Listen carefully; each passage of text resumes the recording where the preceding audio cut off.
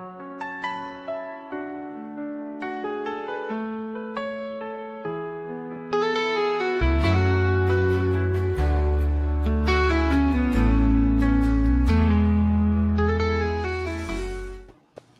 everybody, welcome.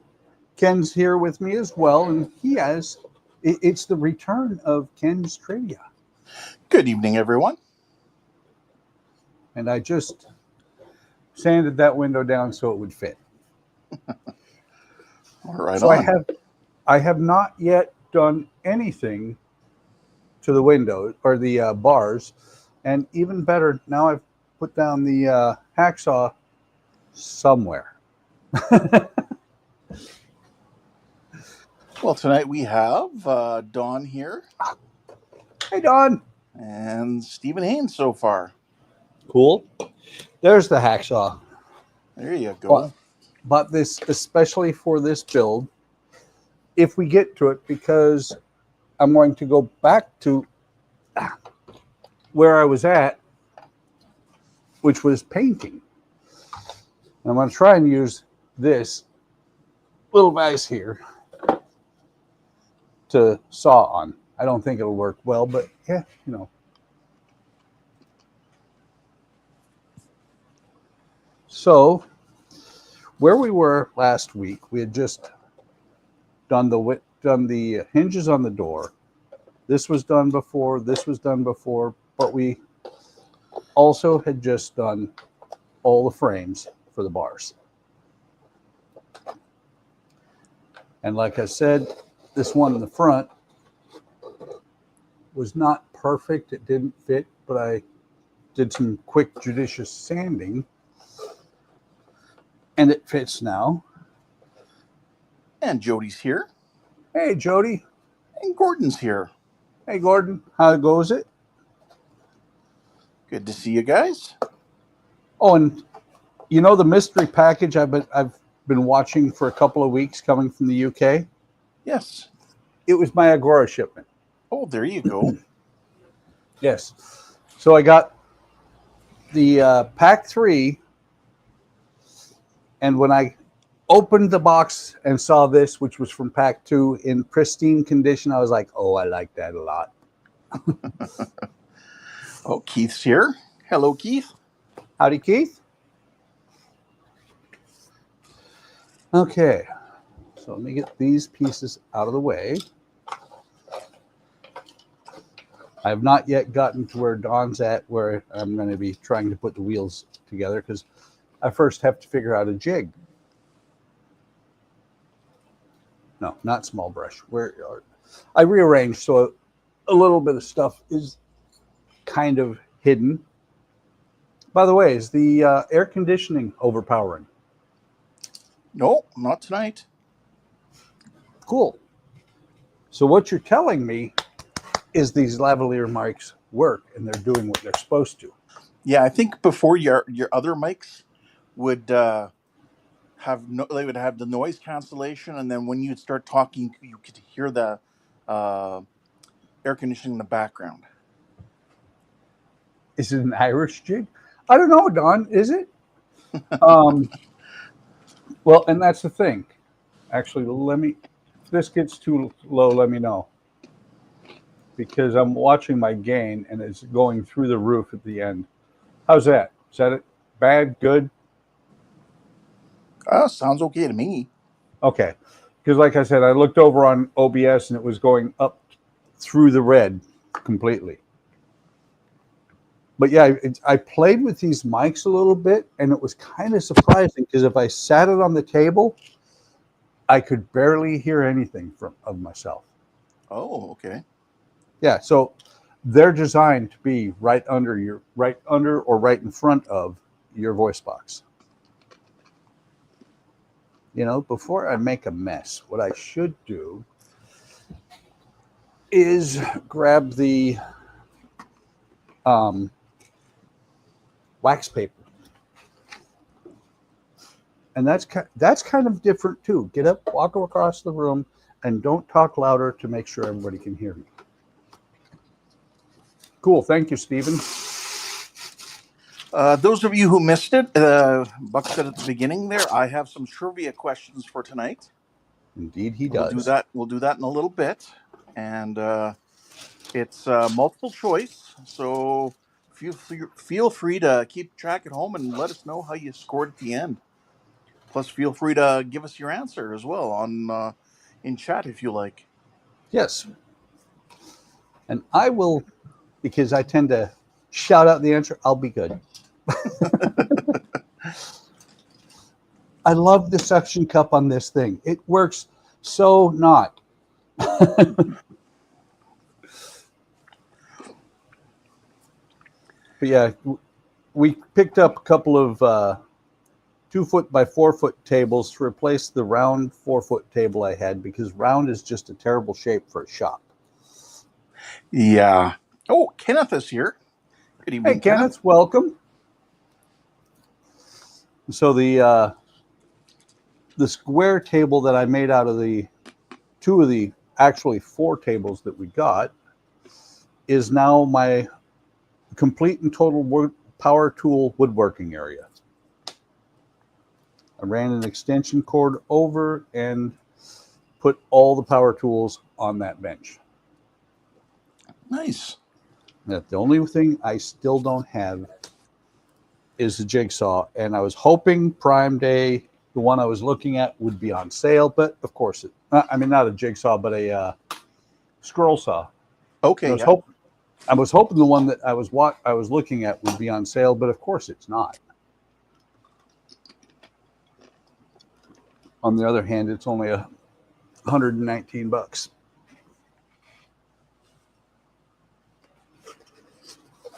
Okay. For a tool like that, that's not horrible. No, but the other ones, there's a couple that are, but for a decent one, you're looking at $250, and I'm like, yeah, this is just for models. Well, yeah, that's just it. You're not starting a woodworking business. No, and well, the one I'm looking at is a Wen, which is the same as my belt/disc sander. Okay. So from what I've seen, they're usually pretty good little machines. We paint, and of course, since I have the paint, I'm going to paint it with a brush rather than than spray paint. And this is their brand of paint? Actually, this is. And I think, to be honest, it's just, I've seen other companies. I know that other companies do it. I think it's just like black house paint. Although why you would put black in your house, I don't know. Yeah. Some people do it. Well, and I know that, I know from what I've heard from somebody, and that's all I'll say, because he told me after he had a falling out with the guy who does the company, a company out there is just, I forget what it was, but it was house paint. And I'm like, and so what? Does it put colors on my model? Well, yeah, especially for wood, right? Wood, or it was actually paints for plastic. Oh, okay. But as long as it sticks, who cares? Well, yeah. And for plastic, you're always better off priming first anyway. Yep. Because plastic, it's not that it doesn't like it. It just is better, like you said, it's better if you prime it, because otherwise you're going to get blotchiness. Yeah. Well, and plus you could have a paint lift. Yep. Oh, trust me, I had that on my 350 Titanic that I made years and years ago. I used some, what was it? It was craft paint. Right. I used craft paint for light blocking, and I put a thick and heavy coat on it. And after it dried, I came back. Let me get that drop. I came back and looked at it, and it looked kind of splotchy. So I was like, "Yeah, I wonder how if I can get this off." It was in where you weren't going to see it, so it didn't really matter. But I decided to see if I could get it off, and the whole thing peeled off. Oh yeah, you want to ideally for plastic, you want a primer that kind of bites in a bit. Yep, That's why I like lacquer primers. because it makes the room go blacker. Oh wait, Yeah, he's not here, but is he? it also kind of melts itself into the plastic a little bit there, and so it really has a good hold. Yeah. So what you're saying is paint with Tamiya extra thin. Yeah, you could. This is going to take all night doing it this way. I wonder if I have a larger brush. I know I do, but I wonder if I have one handy.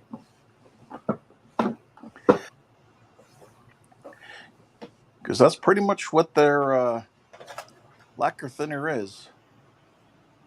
Same with their Yeah. tool cleaning stuff. Well, It's and almost the same stuff. That's the thing is that the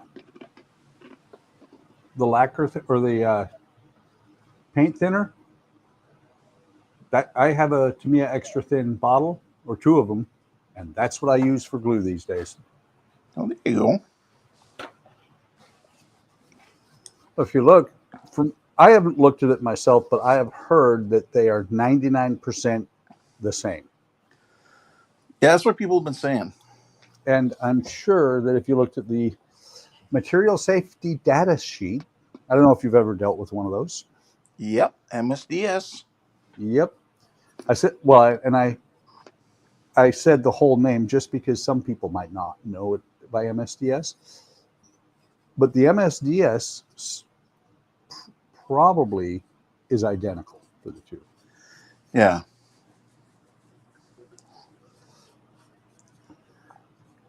So what's going on in your world? Let's see. I had the foot care nurse come by this evening. Foot care.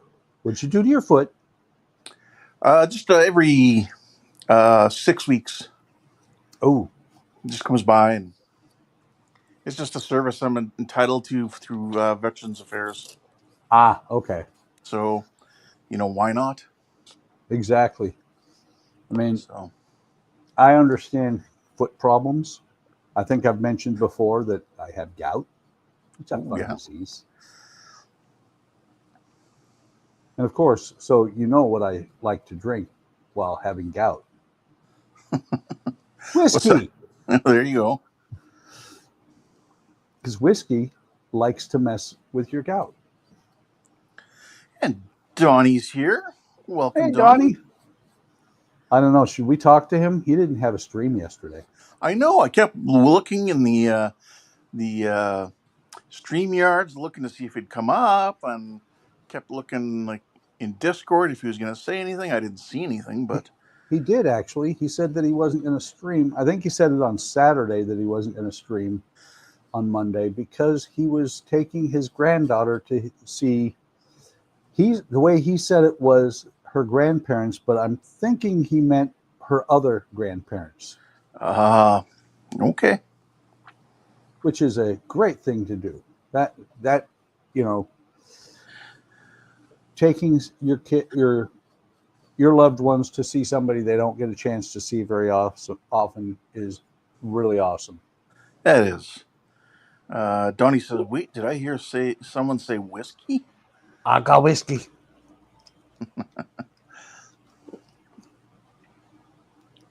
Just a little. It's cough syrup. I have cough syrup. Which is funny because it's a bad way to put it, but I still have that tickle in my throat since Wonderfest. Ooh, that's no good. Yeah, well, Andrea's got it too, but okay. Took her to see her great grandparents. Well, you didn't. That You is didn't nice. explain that. You said grandparents.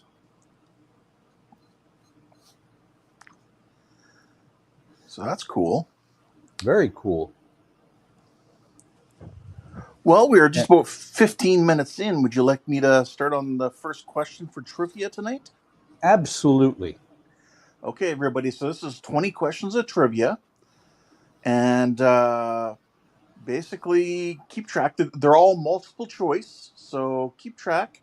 Feel free to put your answers in the chat, but also just keep track if you like on a piece of paper how many you got right, and give us a little shout out at the end saying how many you got right.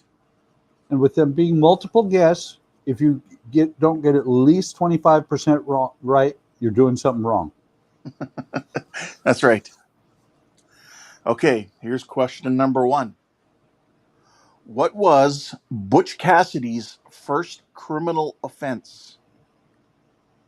So, what was Butch Cassidy's first criminal offense? Choices are A, stealing a pie, B, stealing a horse, C, killing his landlord, or D, killing his girlfriend. Those are your choices. Okay, well, here's a funny thing. Before you gave any of the choices, I had something pop into my mind, so I'm going to wait and see what you say the actual answer is, and I'll tell you if I was right. All right. And Donnie says, trivia, we have to pay attention? Don says, yep. well, and the funny thing is, I should know this if Butch Cassidy and the Sundance Kid was very historically accurate. Yes. I love that movie, along with the original Bonnie and Clyde with Faye Dunaway and what's his name? That guy. Yeah, I'm picturing him right in my mind there. Uh, Big star in the 70s. yeah. He was in, was it Hairspray?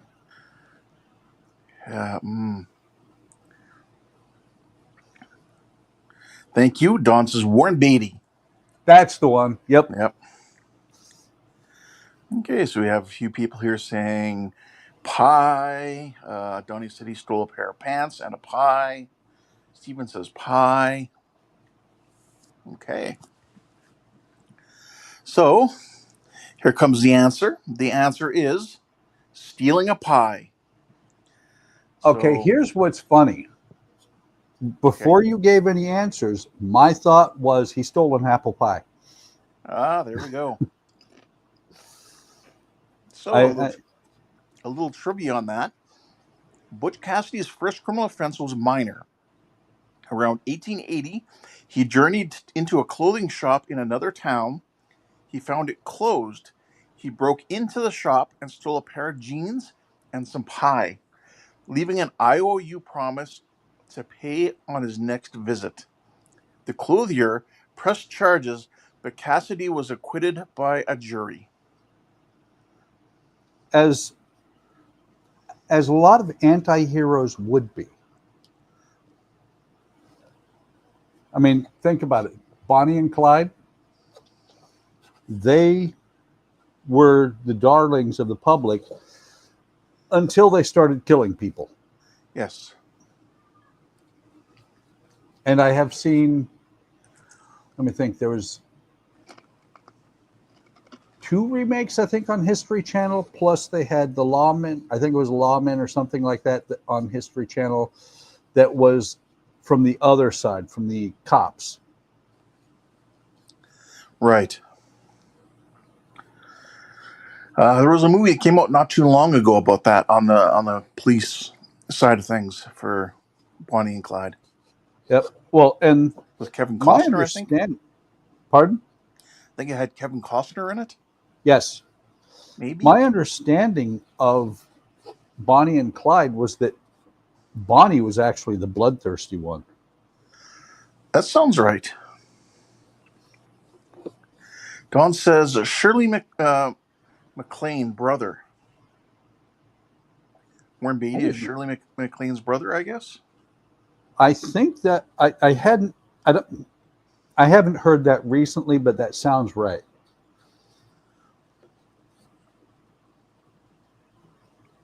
That sounds like something I think I heard at some point in time.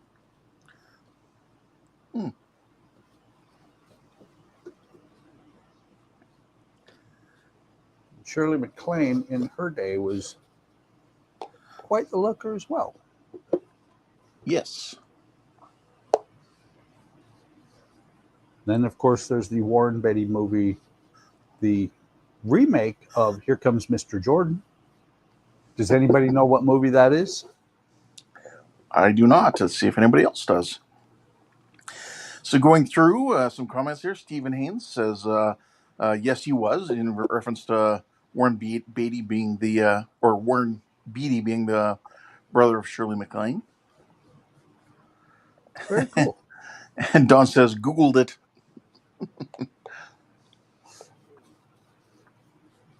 Yep.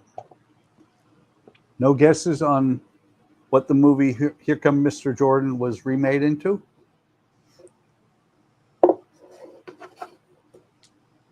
It was a movie in the 70s. And I don't want to give too much away. He owned a football team.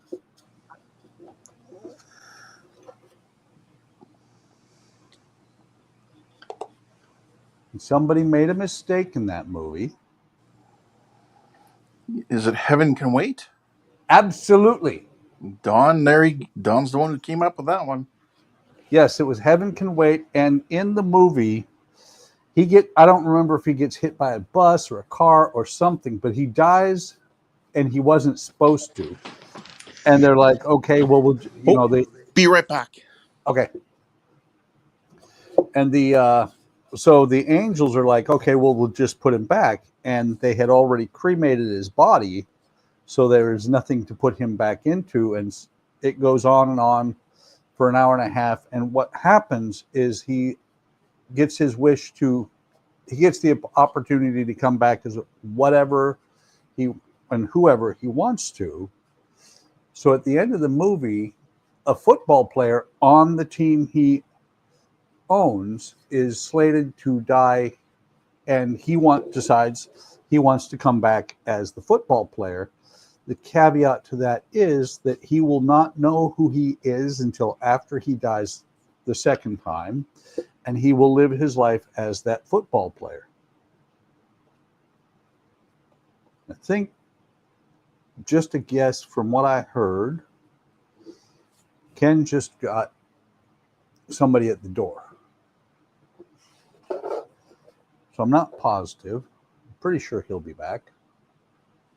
Even if it is to say, I got to go.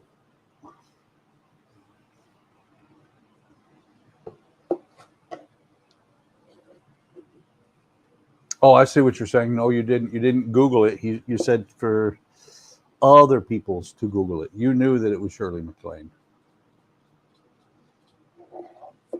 Don.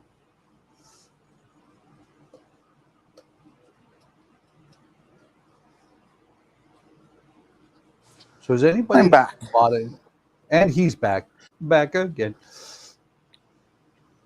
I was going to ask if anybody has bought anything special for Amazon Day or Prime Day. Not myself. Same here. Everything I did see some book nooks that went cheap. Nice. Like 48% off. Oh, that's a deal. Yeah. Yep. A couple of book nooks 3 book nooks for under $100. Don says he bought a cheap airbrush. Very cool. Right on. So Don had also said no crashing sound, so he is good. Is that you talking about me? Yeah. Oh, I know. I had the delivery guy show up for my pharmacy stuff, my prescription. That's funny because I even said it sounded like somebody came to the door. Yeah, I was waiting for. I finally, after months, got my good medication for nightmares. That's good. So, after months of not really sleeping well, hopefully that means I'll start sleeping well now again. Yeah, that would be good. Yeah, because it was all out of Like it was just they couldn't get it in stock or whatever, so all good. Yeah, and I fully understand how that goes because of the Ozempic. Oh yeah, Yeah. there was a big rush on that, yeah, because a lot of people are just using it strictly for weight loss, Yep. and some people need it for their diabetes. Like me. There you go. It is nice that it has the weight loss side effect, but that's Yeah, not what I use it for. yeah. Well, thanks, Don. Don says best of luck, Ken. Yeah, I used to take this stuff all the time, and it worked really well. But then during COVID, there were shortages, and then they couldn't get it, and then yeah, and then just for a few years, I've been using other stuff that wasn't as effective. Then my personal physician said, "No, you shouldn't take that stuff. There's too many other side effects." So she put me on something else, which didn't work at all, and that's what I've been on for a few months, and it's just it's been horrible. I'll say that much. Yeah. That's So it is terrible when you have a medication that you know works and then they can't get it for you. yeah, well, that's why a lot of times people would see me, I'd be, on stream or something like that, and then the next thing you know, I'm commenting on people's comments at 1 or 2 in the mornings because yeah, I woke up and I can't fall back asleep. Yeah. Let's see here. Stephen Haynes says, Galeri airbrush and mini compressor. Oh, good. I Cool. hope you got a good deal on that. And that's the thing is I haven't really heard, except for from a couple of people, anything really bad about Galeri.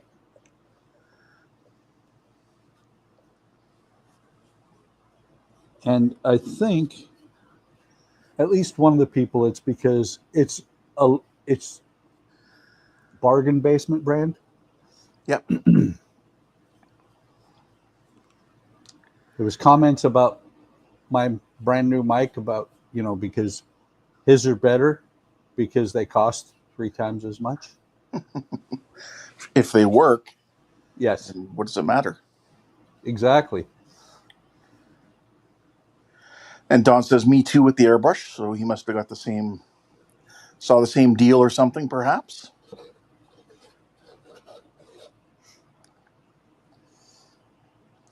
Okay, let's go with question 2. Okay. This one is Henry McCarthy was better known by what nickname? Was it A, Butch Cassidy, B, Billy the Kid, C, Sundance Kid, or D, Kid Colt? The one that jumped into my mind wasn't there, so Let's see here. Don says $39 worth the try. Oh yeah, $39 for an airbrush. oh yeah. No, for the long. Probably Good.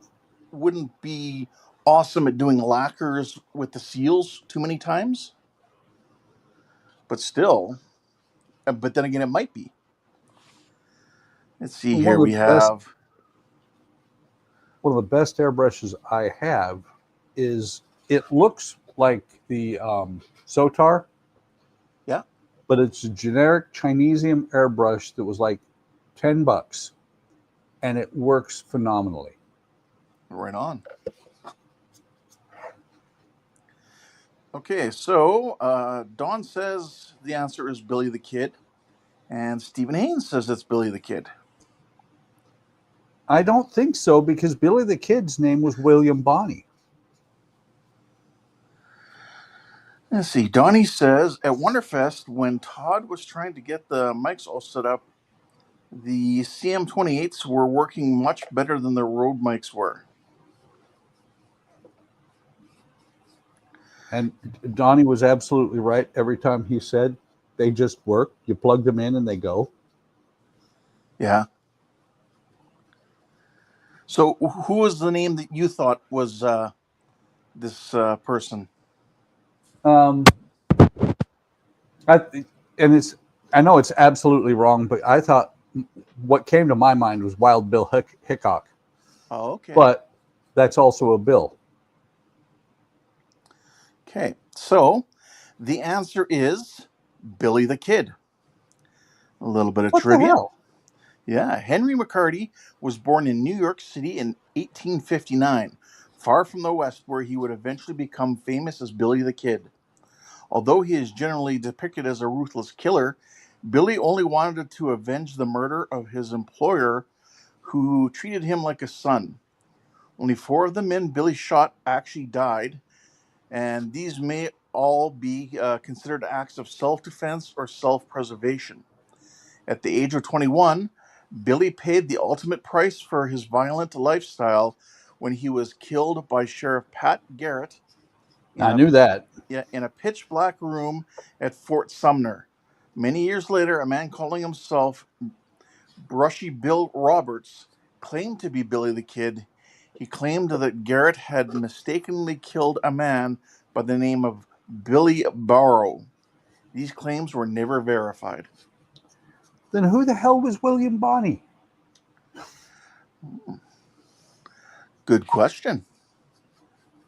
Because Maybe I that's could have another question sworn later on. that was Maybe Billy it's the not. Kid's real name.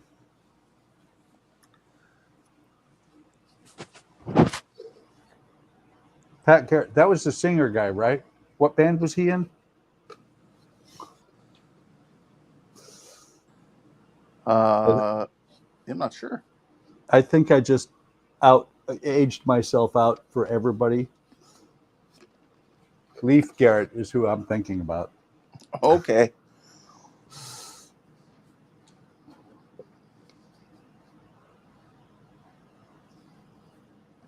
Yeah. And if I remember right, Billy, didn't he kill his first man at the age of 16? I don't know. I have my neighborhood kids are running around my yard. Are you gonna yell out the window, "Get off my lawn"? Hey, you damn kids, get off my lawn! No, they're innocent children. They're really good. They're innocent until So they're guilty. Don says one of his aliases, Buck. That was one of his Ah, aliases. okay, that makes sense.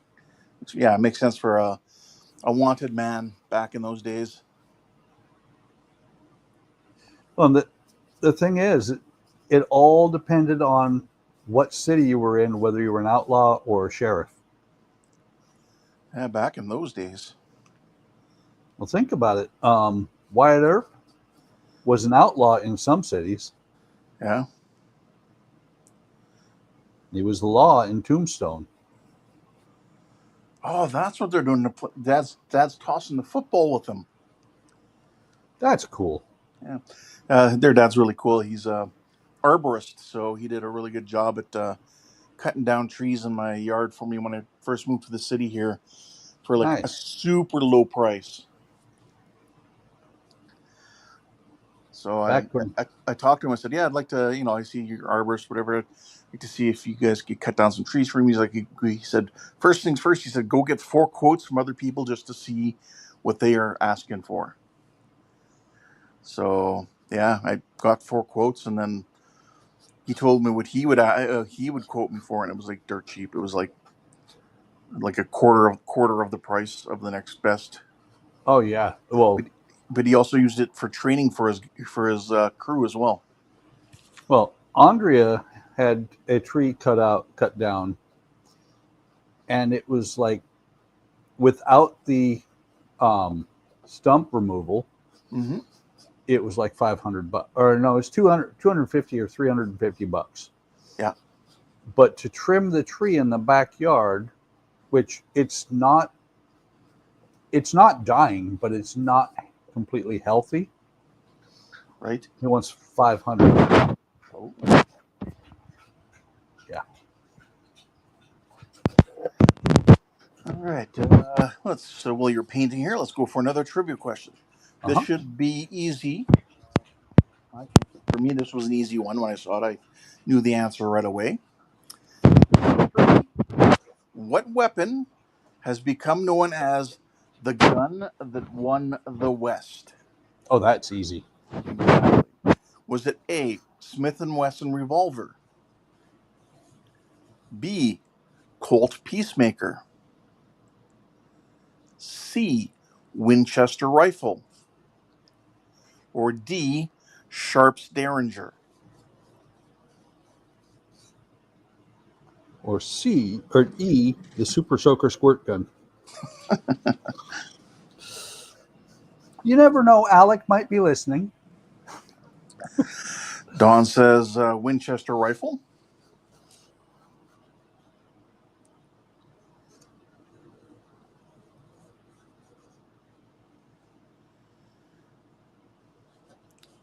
I have to say, when I watched that movie Heads of State the other day, Uh-huh. I really liked what's his name? The young actor. He played the CIA guy in that safe house.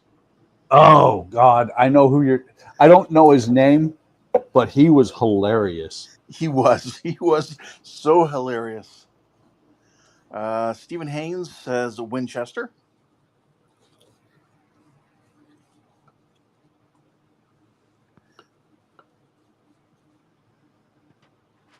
Before you give the answer, I'm going to make a guess. Okay. I was going to ask you too. Because you said it was easy, so we'll see. Yeah, I'm trying to think of his name. He, what is he? Plays Balmer on Lower Decks or whatever. Does the voice for him or whatever. I think, or at least played the live action version of him. Yeah. Well, like I said, he was hilarious in the movie. Oh yeah, he was. He was the epitome of the fanboy. Yeah. Yeah. Oh, it was awesome.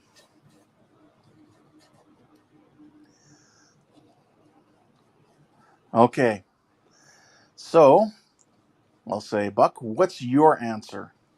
As far as I know, it was the Peacemaker. That is correct. It was B, the Colt Peacemaker. And the Colt Peacemaker, a 45 caliber gun manufactured by Colt Firearms Manufacturing Company at Hartford, Connecticut, was produced for the first time in 1873 and has become known as the gun that won the West. At the time, it sold for $17. And I believe it was one of the first ones that had interchangeable parts between weapons. Oh, okay. Don says, strike one.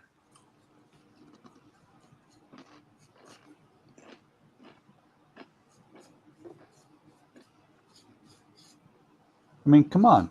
Think about it. Marty McFly won one in Oh, the that's pie right. contest. That's okay, Don. There's quite a few of these I didn't get. And I just figured, you know, this is the kind of trivia that fits in with this build. So, Yep. Oh, he doesn't really know anything. yeah. See, I don't know everything. Donnie says, I think that the guy that did the voice for Baumler on Lower Decks was the guy that played him in the live action episode. Yeah. On The Boys, he played Huey. What's his name? You either have a tablet or a computer. Google it. That's what I'm about to do. It was Bob C. Google.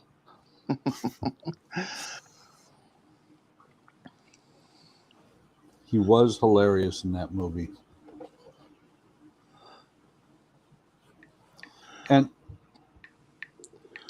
yes, that was one of the first times in a long time that I've seen a John Cena movie that it didn't look like he just needed a paycheck. Yes. Yep.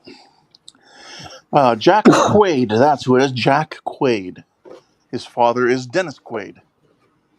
Ah. Yep. He was also really good in What did I see? He's been good in pretty much everything he's in, but Neighborhood Watch he was in just this year came out.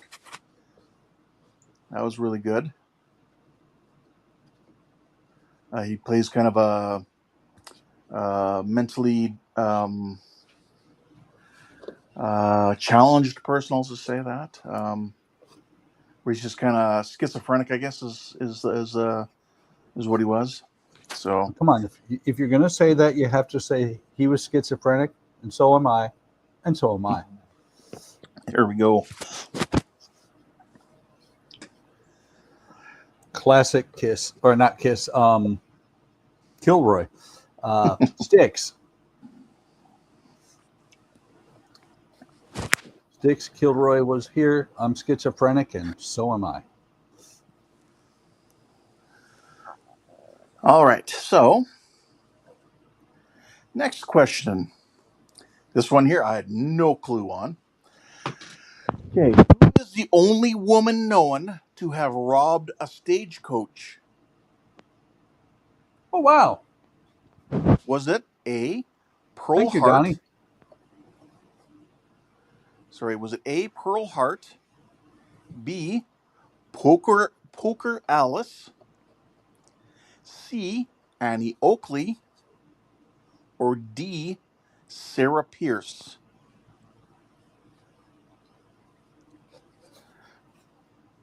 Oh, right on, Donnie.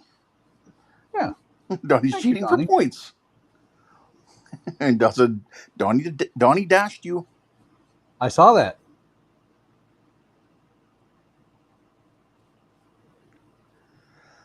We'll see if anybody just even guesses on this question. But yeah, I had no idea. Well, I had a guess, and you did name her, so I have a guess. Okay. Don I know says I'm probably wrong.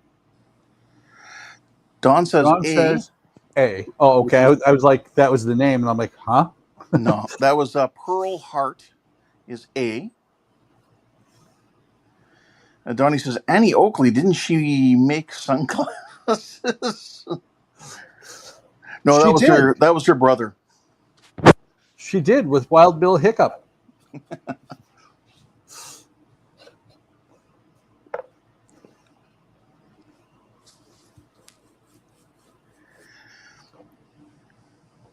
That's a movie I have to rent sometime because I want to see it again so badly. Have you ever seen Rustler's Rhapsody? No, I never have. Oh, it surprises me that it's not available really, because it was such a great movie. It was so much fun. The whole thing is, it was, it's like the 30s where the silver screen cowboys are starting to fade away. And the tagline for the movie was a hero that can sing on a horse that can dance. Don says Little Sure Shot. Stephen Hines said Annie Oakley. Did you have a guess there, Buck? I did. Before you read the names, I thought Annie Oakley. Okay. Well, the answer is A, Pearl Hart. A little bit of trivia, or quite a bit of trivia here. On May 29th, 1899, just before the turn of the century, look at that, Pearl Hart and a man named Joe Boot, probably an alias, stopped the Globe Arizona stagecoach and relieved its passengers of all of their money, about $400. Feeling badly at her leaving her victims penniless, Pearl decided to return $1 to each of them, enough to eat on. The woman bandit became an overnight sensation, and after her arrest, crowds gathered at the courthouse to get her autograph. She claimed to have committed the robbery because she needed the money for her ailing mother, and the sympathetic jury released her. But when she was picking up a few months later for carrying an illegal weapon, she was sent to Yuma Territorial Prison, where she earned the distinction of not only being the first woman sent there, but also the first woman to become pregnant while in prison. As the only men who had been alone with her were the prison guards, a preacher, and the governor of Arizona. Pearl was discreetly pardoned and asked to leave the state. I wonder who the father was, Governor. Yeah.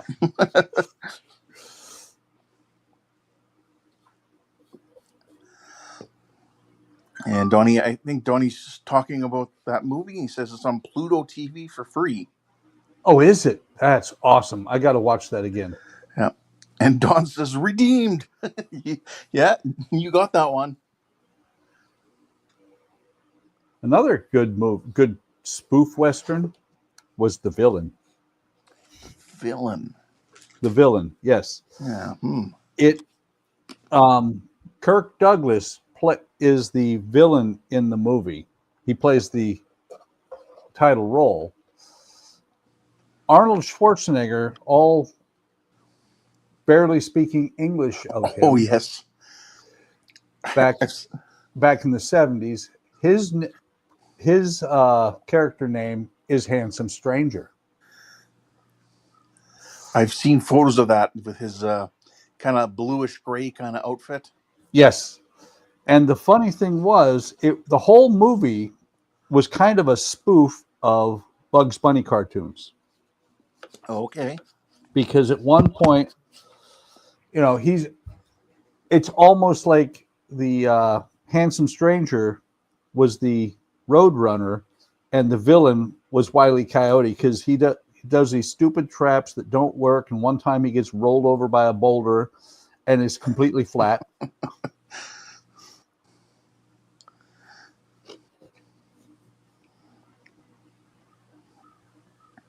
But no, I'll have to watch Wrestler's Rhapsody. It's a fun movie. I saw it when it first came out. All right, let's try to get through a few more of these because time is flying. Okay, here's an interesting one. How long did the gunfight at the OK Corral last? How long was it? Was it A, 30 minutes, B, 1 minute, 13 seconds, C, 30 seconds, or D, 13 minutes?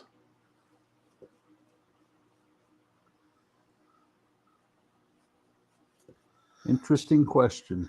Yes, so how long did that gunfight last? Dawn is saying 30 seconds.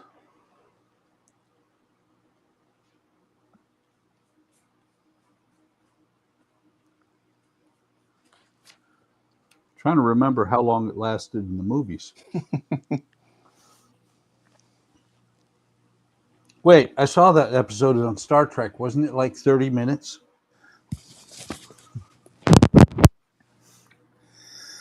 Oh, yeah, I remember those, yeah, with those really strange backgrounds where it's just like the frames of everything. Yep. And then Spock had to do the mind meld thing there where convinced everyone the bullets weren't real. And Well, they weren't. so They were only real if you thought they were. Yep. Donnie says, I think Dawn's right about 30 seconds.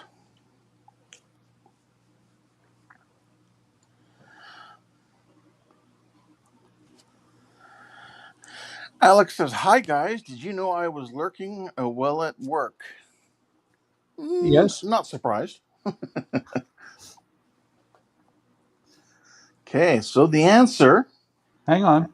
Oh, I'm going to throw out. My initial thought was 90 seconds, so I'm going to go with a minute 13. All right, okay. yeah, minute 13 seconds. All right. The answer is 30 seconds. Figured that was probably it. Yeah. Here's a little bit of trivia. The gunfight at the OK Corral was a 30-second shootout between lawmen and members of a loosely organized group of outlaws that took place at about 3 p.m. on Wednesday, October 26, 1881, in Tombstone, Arizona. It is generally regarded as the most famous shootout in the history of the American Wild West. Doc Holliday was dying of consumption. I'll be your Huckleberry. Exactly. He does so well in that role. He did. And the interesting part was, if I remember right, he was dying of consumption, which is tuberculosis these days. Yes. Didn't Val Kilmer actually die of throat cancer? I think it was. Just it's an odd parallel that he died of a really, really nasty disease. Yeah. Alex says, did you guys sense my presence or something through the force? How did you know I was here? Well, it's just a usual assumption that you're usually watching one of our streams. I felt a disturbance in the forks.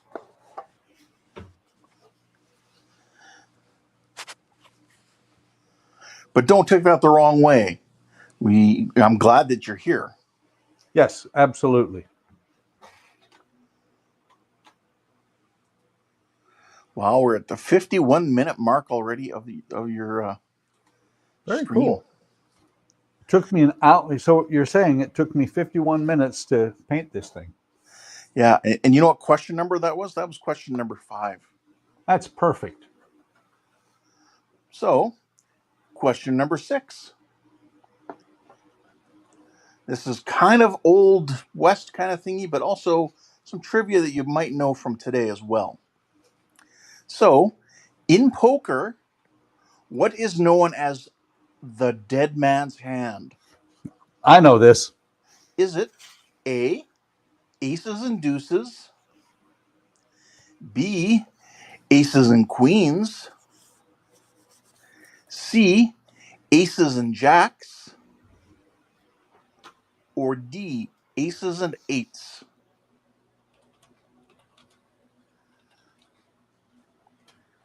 And as soon as he came back here, Don already has aces and eights up, so that's his guess.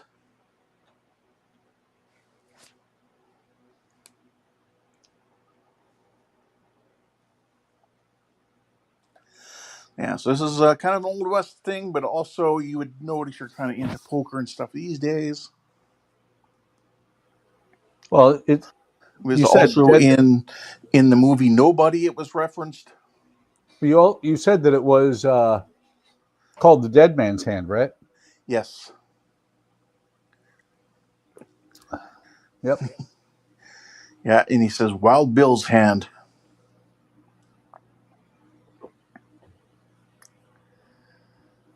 I like it.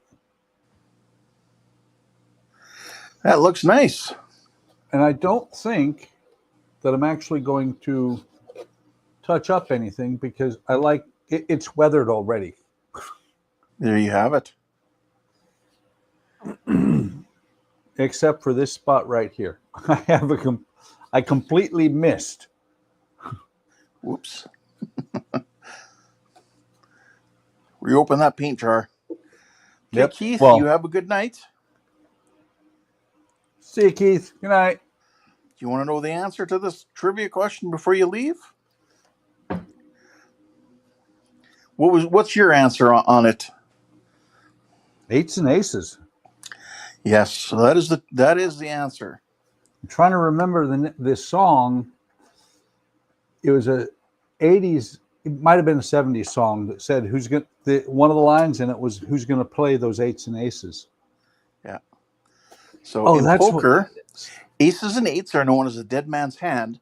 According to legend, this is the result of an incident that took place on August 2nd of 1876, when an alcoholic drifter named Jack McCall shot and killed Wild Bill Hickok while playing poker in a saloon in Deadwood, South Dakota. When he was shot, Hickok was holding a pair of black aces and a pair of black eights. There is some disagreement as to the fifth card, but according to some first-hand accounts, it was 5 or 9 of diamonds.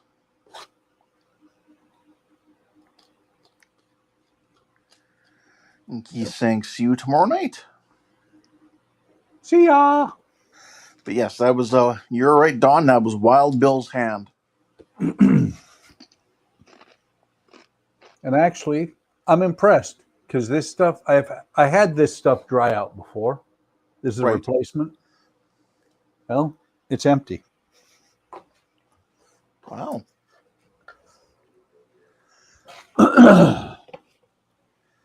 So now,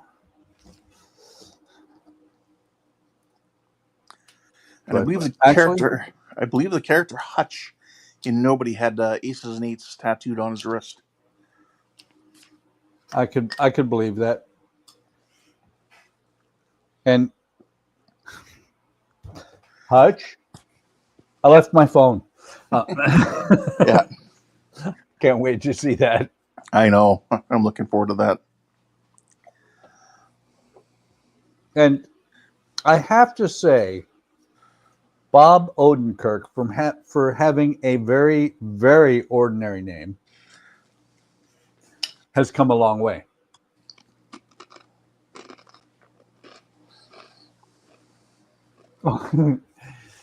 Jody's missing trivia because he had the sound off. Oh, that's what you get. Sound off. 1, 2. Oh, sorry. So what are you doing now? You working on the bars? Well, I was thinking about doing the bars, but what I'm going to do first is I'm going to paint these. That way, the bars, when I do the bars, I don't paint them. Right. Because they look fantastic as the iron. Yes. Yeah. But what I will do, if I can get that one I just had, let's find out if this little hub. Oh, now it's grabbing. See, here's the thing. It's not locked down. That's the funny thing. It grabs when it's not locked down and won't grab when it is. Let me bring this over here. And see if it'll grab a little bit.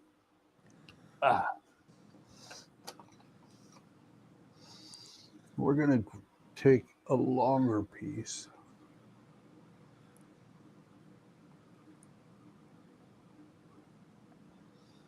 This is where I'm going to screw up this door frame and just break it.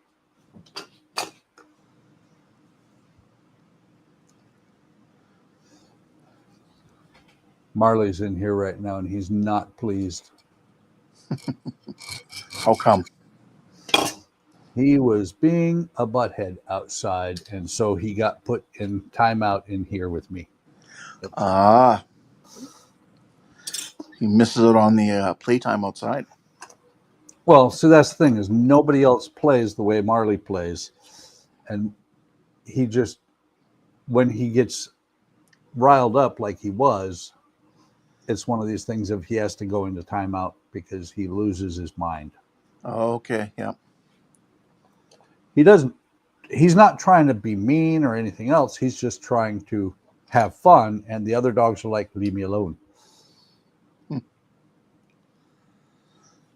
Okay. Okay. Next question. Question number 7. What outlaw wrote his own press release for one of his robberies? Was it A, Butch Cassidy, B, Jesse James, C, Billy the Kid, or D, Sundance Kid? So who wrote a press release for one of their robberies?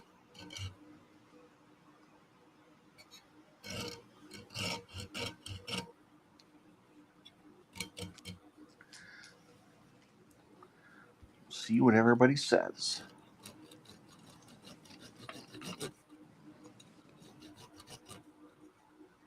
This is why you don't use a hacksaw trying to cut iron.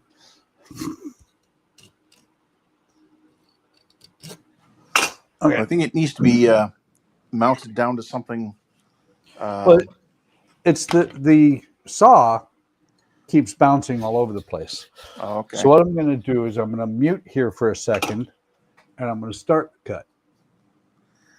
Okay. So I'll mute for a second, and I'll be right back. Okay. Don says Jesse James is his guess.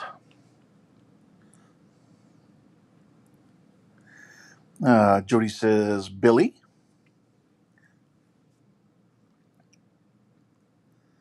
Okay, done making noise.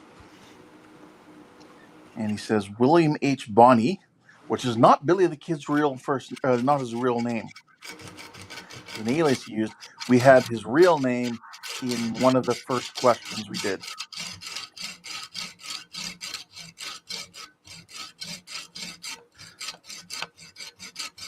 His real name was Henry McCarty. It was Billy the Kid's real first name.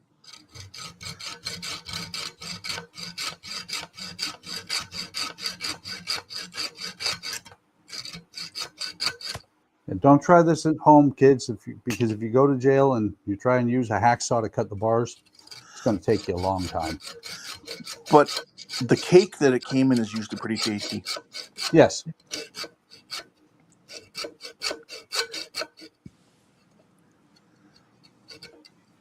That's okay, Jody. That's fine. I was just letting you know so that you know. Now you know. And knowing you have to battle.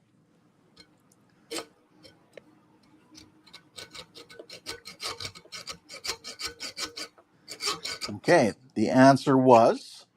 Oh, did you have a guess, Buck? What was the question again? I forgot. Okay. Which outlaw wrote his own press release for one of his robberies? Oh, Butch yeah. Cassidy? Sundance Kid. Sundance Kid? Okay. Yep. The answer is Jesse James. Ah. Yep. Jesse James took a great delight in his notoriety and once went so far as to write his own press release and hand it to the engineer of the train he was robbing before riding away with his men. The press release, entitled "A True Account of this Present Affair," stated, "The most daring robbery on record, the southbound train on the Iron Mountain Railroad was stopped here this evening by 5 heavily armed men and robbed of blank dollars. The robbers were all large men, none of them under 6 feet tall. They were masked and started in a southerly direction after they had robbed the train, all mounted on fine-blooded horses. There is a hell of an excellent in this part of the country." That sounds a lot like he was doing misdirection, too. Quite possibly.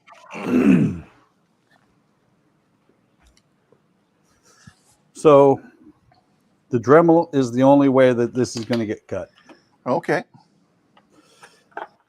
But I need to recharge it. Ah. I mean, it did cut, and it wasn't as bad as trying to cut that little one, but the hacksaw is just not hacking it. Ba-dum-bum. Jody said, "I also missed every movie and TV show about Old West outlaws."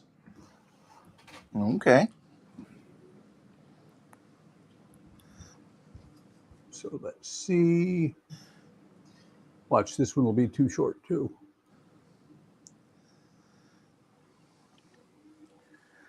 Is it? Actually,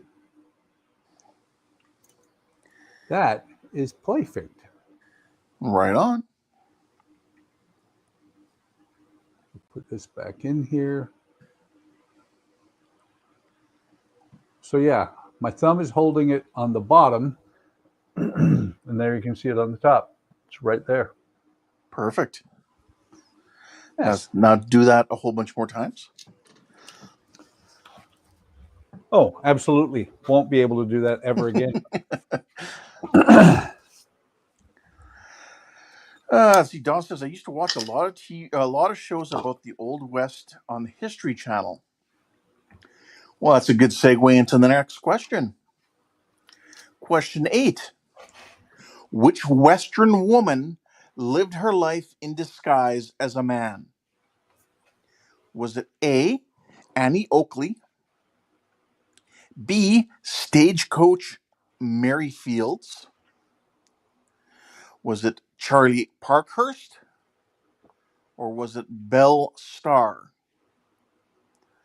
So A, Annie Oakley, B, Stagecoach Mary Fields, C, Charlie Parkhurst, or D, Belle Starr?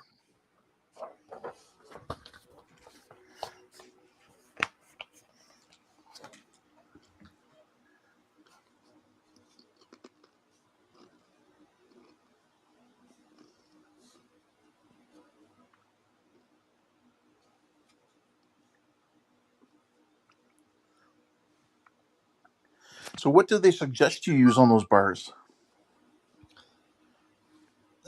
Just looking right now.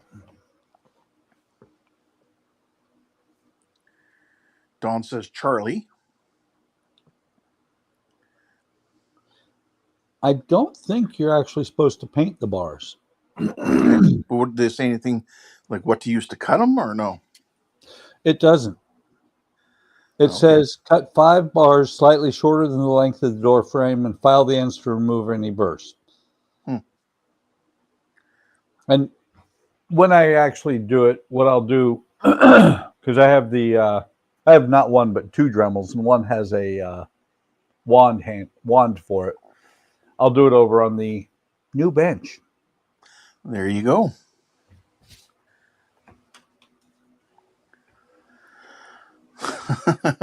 Jody says Paul Hogan. Hulk? No, Paul Hogan. That's not a knife. Ah, that's right. His Hulk Hogan's real name is Terry. Yep, Terry. Aw, Hey, Terry. Terry.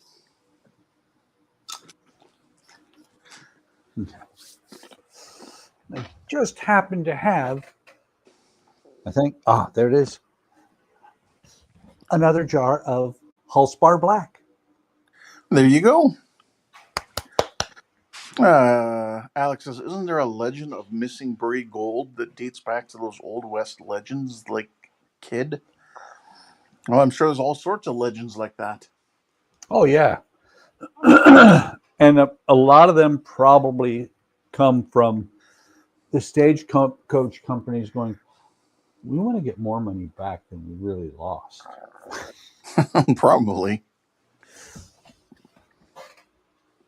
Oh, look at me go. Look what I have here. Just sitting there. More paint. No, primer. Primer. Oh. I'm going to try and use that first on those parts. Not on the wood. The wood, I like the way the grain gets raised by paint on the wood. Right. But I do have metal parts. Oh, okay. All right. So the answer is Charlie Parkhurst. So, Don, you had it. So, little trivia. Times were rough for ladies in the Wild West. So, this crackerjack stagecoach driver decided to live most of her life as a man. Born in 1812, Parkhurst lived well into her 60s, in spite of being a hard drinking, tobacco chewing, fearless, one eyed brute. She drove stagecoaches for Wells Fargo and the California Stage Company. Not an easy particularly safe career. Using her secret identity, Parkhurst was a registered voter and may have been the first American woman to cast a ballot. She lived out the rest of her life raising cattle and chickens until her death in 1879. It was then that her true identity was revealed, much to the surprise of her friends. You would think she would have told her friends. Jody says, Charlie Parker, the jazz musician? Yes. Hello, Andrew. Andrew is here. He says, sounds like trivia night. It How's is. it going, everyone? How goes it, Andrew? It's going good. Slowly but surely.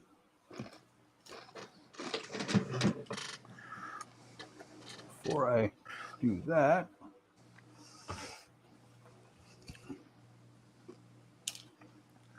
recap the primer. See if I can get a little bit of the line off.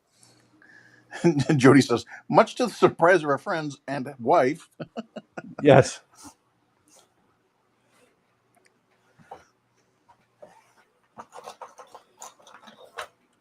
Actually, I'm assuming she wasn't much of a looker. No, and that's the thing is, I would think that it would be easier back then to do it than it would these days. Yeah.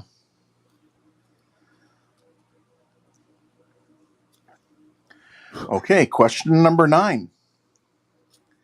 Which outlaw's body was sold to a traveling carnival and exhibited as a sideshow curiosity? Was it A, Sam Bass, B, Elmer McCurdy, C, Hoodoo Brown, D, Bill Doolin? So one of them had their body sold to a traveling carnival and was exhibited as a sideshow curiosity.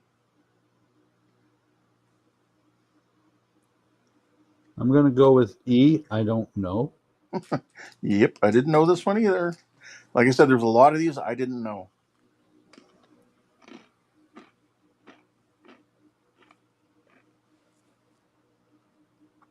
Donnie says McCurdy.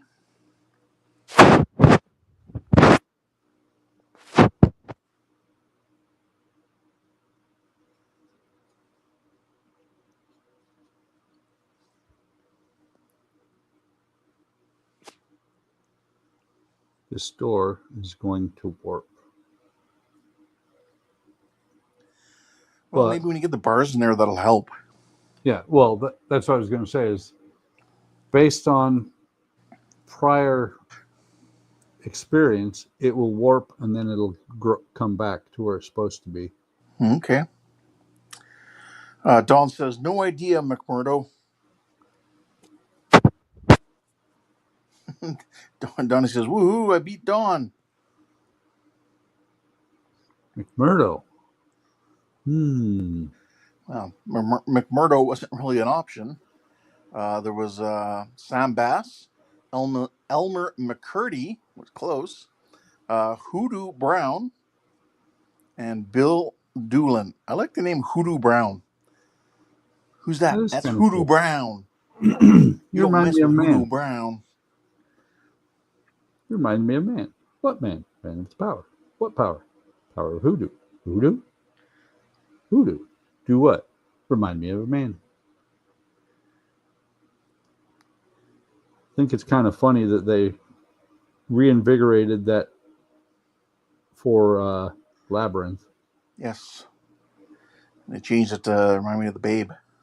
Yep. The Babe with power. And I believe, was it Clark Gable? I know it was an old movie. Of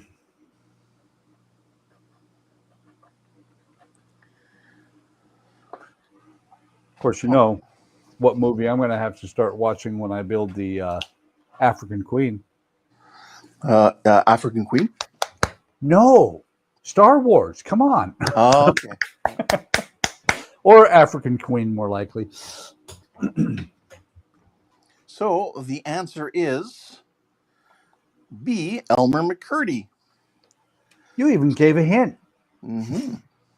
In 1911, Elmer McCurdy robbed a passenger train he thought contained thousands of dollars. But Sorry, but the disappointed outlaw made off with just $46 and was shot by lawmen shortly thereafter. McCurdy's unclaimed corpse was then embalmed with an arsenic preparation and sold to the Undertaker. And sold by the Undertaker to a traveling carnival that exhibited as a sideshow curiosity. For about 60 years, McCurdy's body was bought and sold by various haunted houses and wax museums for use as a prop or attraction. His corpse finally wound up at the Pike, an amusement park funhouse in Long Beach, California. During filming there in 1976 for the television show The $6 Million Man, a prop man moved what he thought there to be a wax mannequin that was hanging from gallows when the mannequin's arm broke off. A human bone and muscle tissue were visible. Subsequent testing by the Los Angeles coroner's office revealed the prop was actually McCurdy, and he was buried at the famous Boot Hill Cemetery in Dodge City, Kansas, 66 years after his death. Wow. I do remember hearing about that episode of $6 Million Man where the body was discovered. $6 million sounded so much back then. Yes.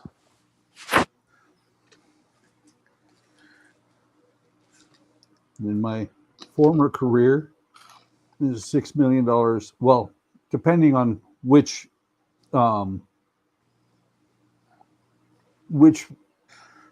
organization I was a budget analyst for, $6 million at one point was less than budget dust. See, Don says Casablanca. That was his guess to what movie you're going to watch. And then he says, thanks, other Don. And then Donnie says, wasn't it in The Bachelor and the Bobby Soxer too? I don't know. I just remember hearing the part when it was discovered and then had to be, was finally given a proper burial. I think he was talking about You Remind Me of the Man. Oh, there we go.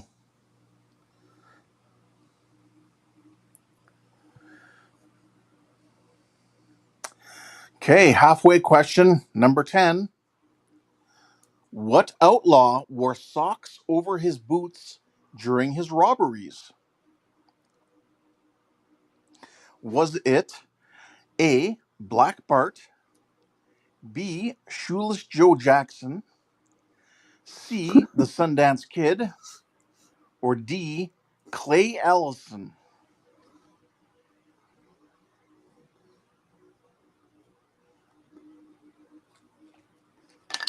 Some of this these one, I'd never even heard of that fact. Somebody wearing socks over their boots. Some of these answers they border on poetic.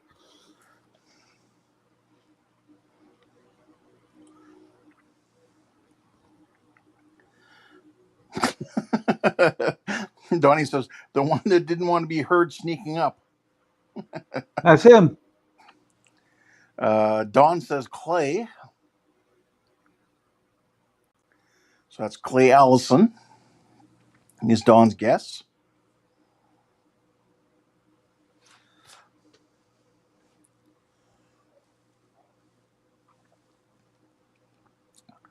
Joe, I guess there, Buck? I definitely know it's not Shoeless Joe Jackson because he played baseball. That's right. That's the only one I knew as well. I like the answer Black Bart, to be honest, but he was a pirate. But that would be my guess, even though it's wrong. Yeah, see, even Alex said Shoeless Joe, he was a baseball player, wasn't he? Wait a minute. Alec knew something? Yeah. From like pre-1970? Yeah. Wow. Great job, Alec.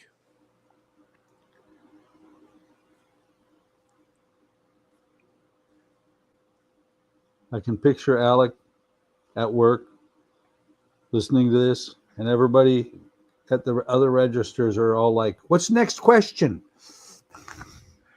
Let's see here. Don says, nope, Black Bart robbed stagecoaches. Yeah, he wasn't a pirate. Apparently, Ah, he robbed stagecoaches. Although it does sound like a pirate's name. it does. If Don would have said, yeah, he was a pirate, I would have said, okay, Don says he's a pirate. I could have sworn.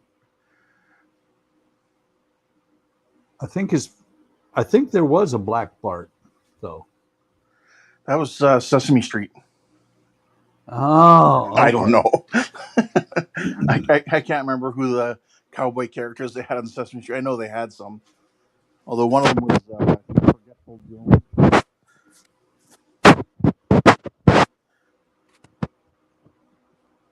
Jody says, also bubblegum.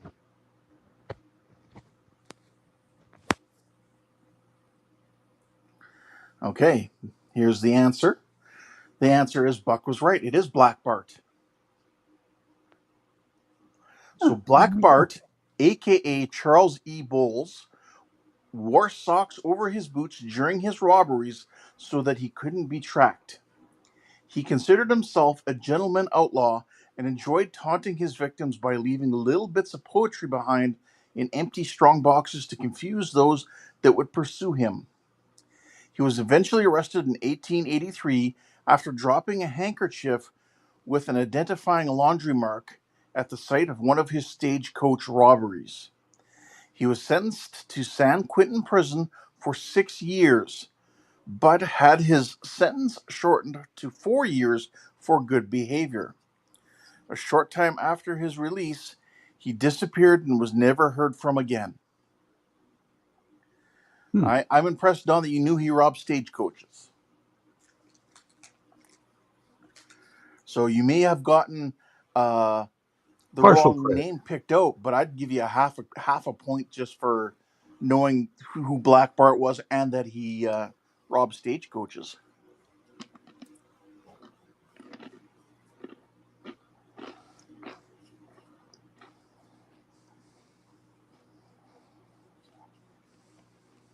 Uh-oh. Don's got strike two. That's okay. This game you can have up to 20 strikes. Oh, good. Wait, that would be 600 in bowling. Yeah, Jody says black bubble gum we used to have when I was a kid. He said.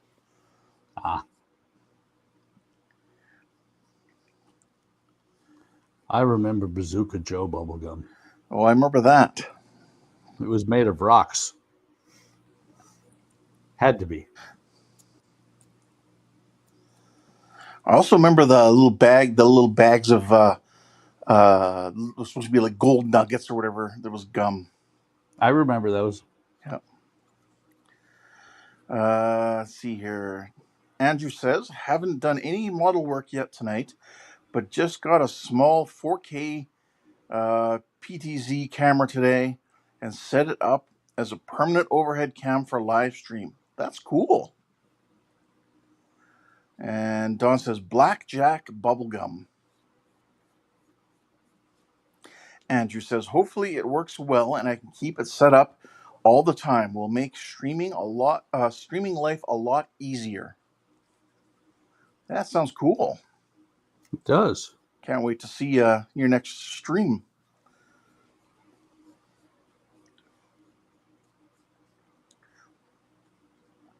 Eventually, Okay. I might have to set up a second camera on the second bench. I've been thinking about getting a second camera just in general. Well, I've got more than one camera. I mean, I've got like 6 or 7 cameras. Yeah. I just don't use them for the most part. And Right. I'm thinking about another overhead for the other bench so that when I decide to do something and not move something from this one, especially like when I get started on the Victory, Yeah. just be helpful to have a second bench available.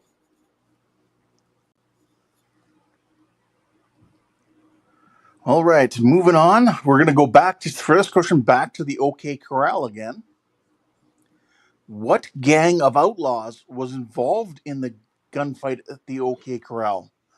Was it A, the Cowboys, B, the Hounds, C, the Regulators, or D, the Wild Bunch?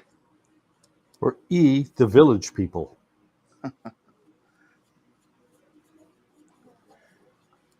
Okay. Everybody but Answers. Alec should get this one.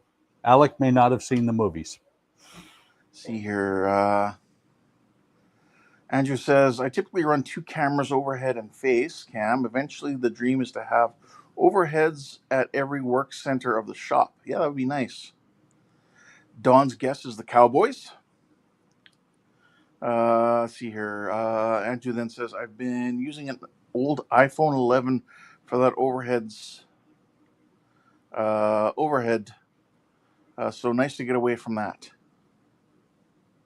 Although the phone cameras are better than most of the cameras you get for streaming. I believe the phone cameras are actually better than the ZV-1 that I've got over the bench here.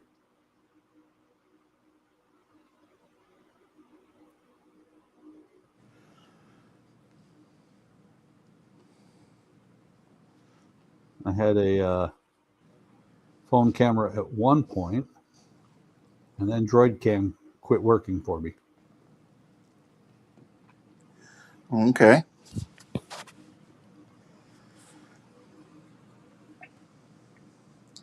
Andrew said they might be better video quality, but it's a pain to set them up all the time.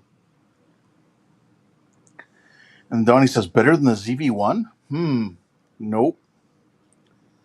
The ZV-1, the real selling point on the ZV-1 for me was the fact that it zooms really, really fast. Or changes focus. Because it'll go from this to this. I mean, look at that. Yes. That was the selling point. When I saw that, I was like, I need one of those. Not that I want one. I need one. All right. So, any further guesses as to the name of the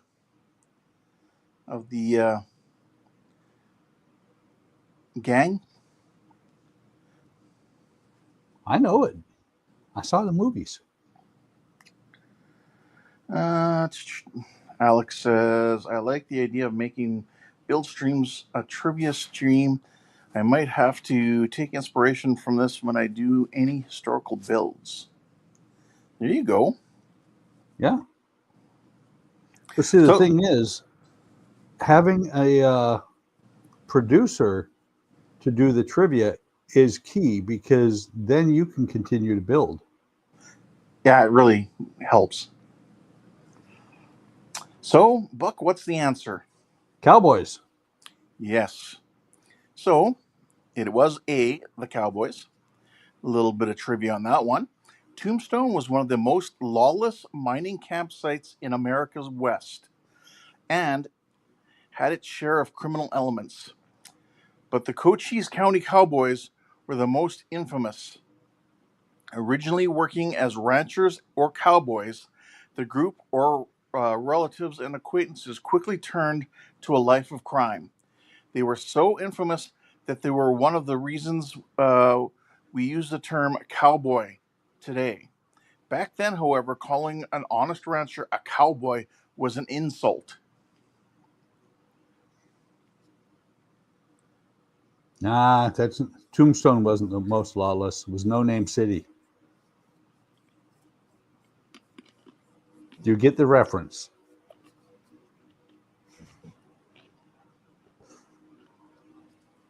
Do you get the reference, Ken? Sorry, I was eating a pretzel. No, I did not get the reference. Have you ever seen Paint Your Wagon? Oh, a very long time ago. Like The maybe. little city that they live in, the little town that they live in, is No Name City. Oh, okay.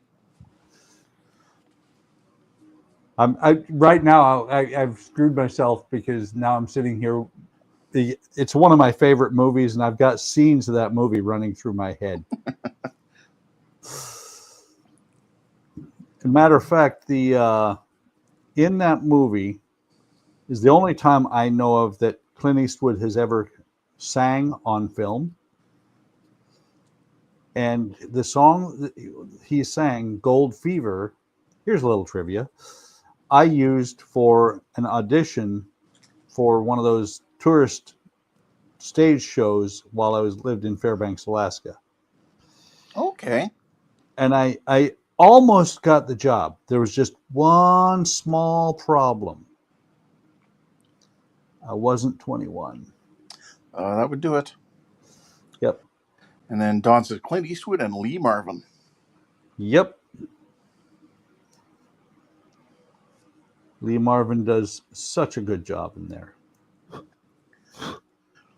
Okay. Question Ben 12. Who was the first sheriff of Deadwood, South Dakota? Was it Charlie Utter, B. Seth Bullock, C. Saul Starr, or D. John J. Manning? Kevin Costner. That's my guess. Don says Clint Eastwood and Lee Marvin. No. Yes. They tag teamed it. One Yeah. was the sheriff, one was the deputy.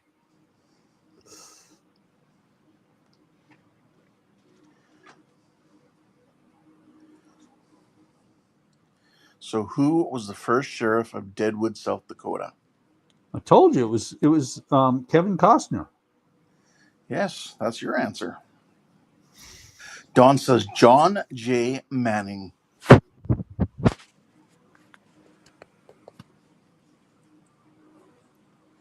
going to try and get these a little quicker because I'm assuming you're only going 2 hours tonight. That's what I'm shooting for. Yeah. Jody says, I thought the movie Paint Your Wagon was a made up movie for a joke on The Simpsons. No, it's a real movie. You should watch it. It's a musical starring Clint Eastwood and Lee Marvin. Tell me where you're ever gonna see Clint Eastwood and Lee Marvin sing anywhere else. Yeah, Don says Dead was a great show. And then Jody says, I didn't know it was real. It was. Well, Alec, you know the answer to if you can go home yet. You can go home whenever you feel like facing the consequences.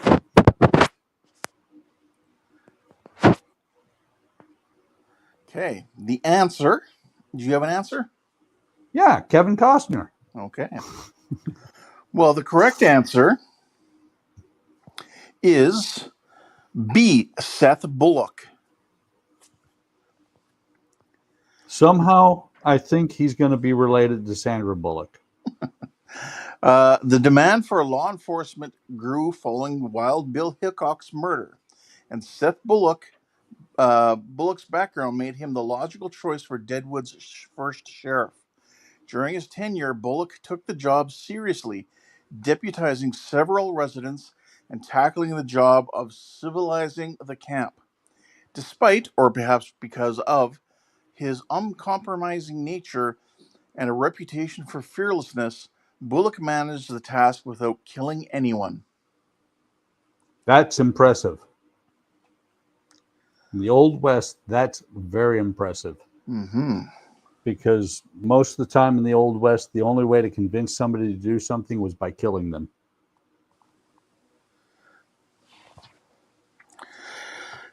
See here. Jody says, I will only ever see that movie Nowhere Never. But it's a good movie.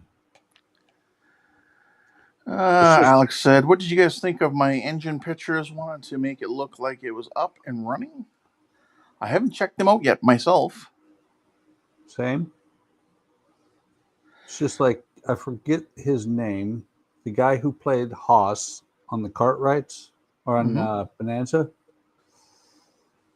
He was in a movie that it was Dan Blocker. Sorry, my brain just kicked out the name. I forget the name of the movie, but it was one of these things of, it was an awesome movie when I was a kid. And then I watched it more recently and I was like, yeah. Where a steam engine falls off of a train and he finds it, and it falls off of a train and falls into a little pond. He finds it and basically kind of puts his city on the map by pulling it out of there and putting it back together. Right on. Don says, I knew Bullock was the sheriff, but I didn't think he was the first. He said he also owned a hardware store and a hotel. And then he says, Don Blocker, remember my last name.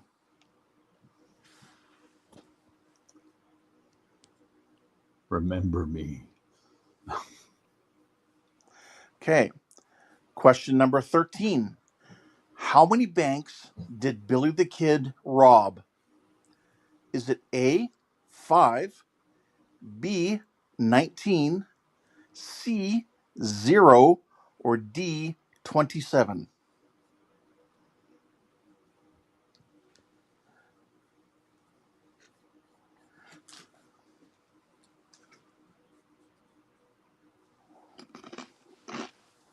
That's an interesting one.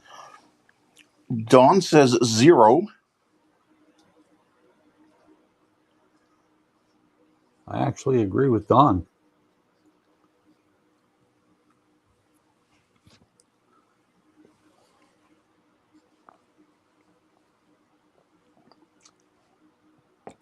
So technically, you're painting your wagon, aren't you? I am. Nice. So Jody shouldn't be watching since he's never going to watch Paint Your Wagon.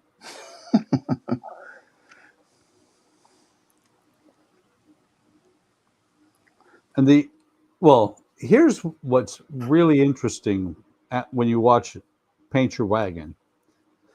As a kid first, and you're like, God, this is a cool movie and all that. And then when you watch it while you live in California, in Yuba City, when they talk about Yuba City, and I'm like, really?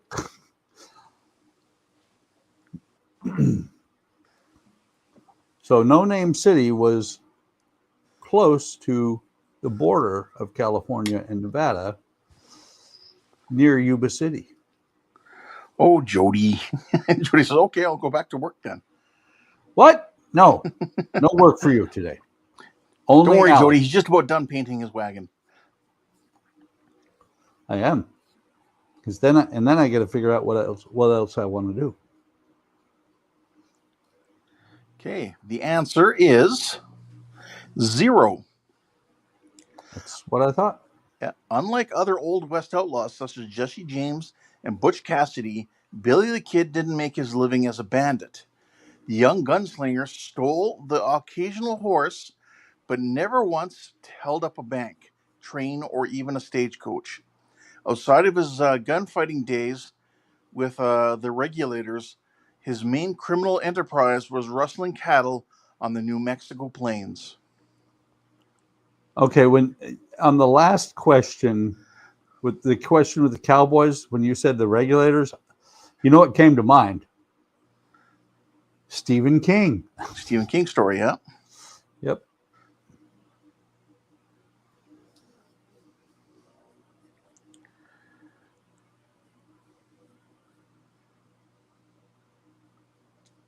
This is going to be interesting to see if this flattens back out. I hope it will. Okay, question number 14. Who was the last surviving member of Butch Cassidy's Wild Bunch gang? Was it A, the Sundance Kid, B, the Tall Texan, C, Tom Peep O'Day, or D, Laura Bullion? Who was the last surviving member of Butch Cassidy's Wild Bunch gang? Again, a movie that, or a question that if you watched the movie, you should know.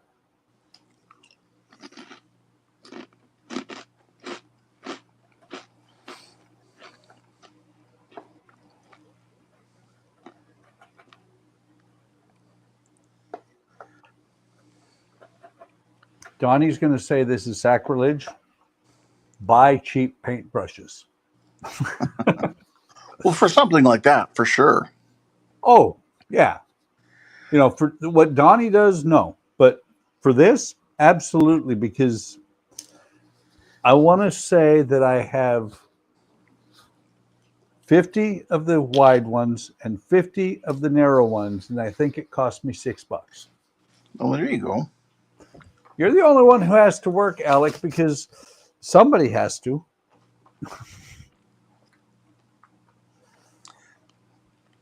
So Don says B, the tall Texan. Anybody else want to put a guess in?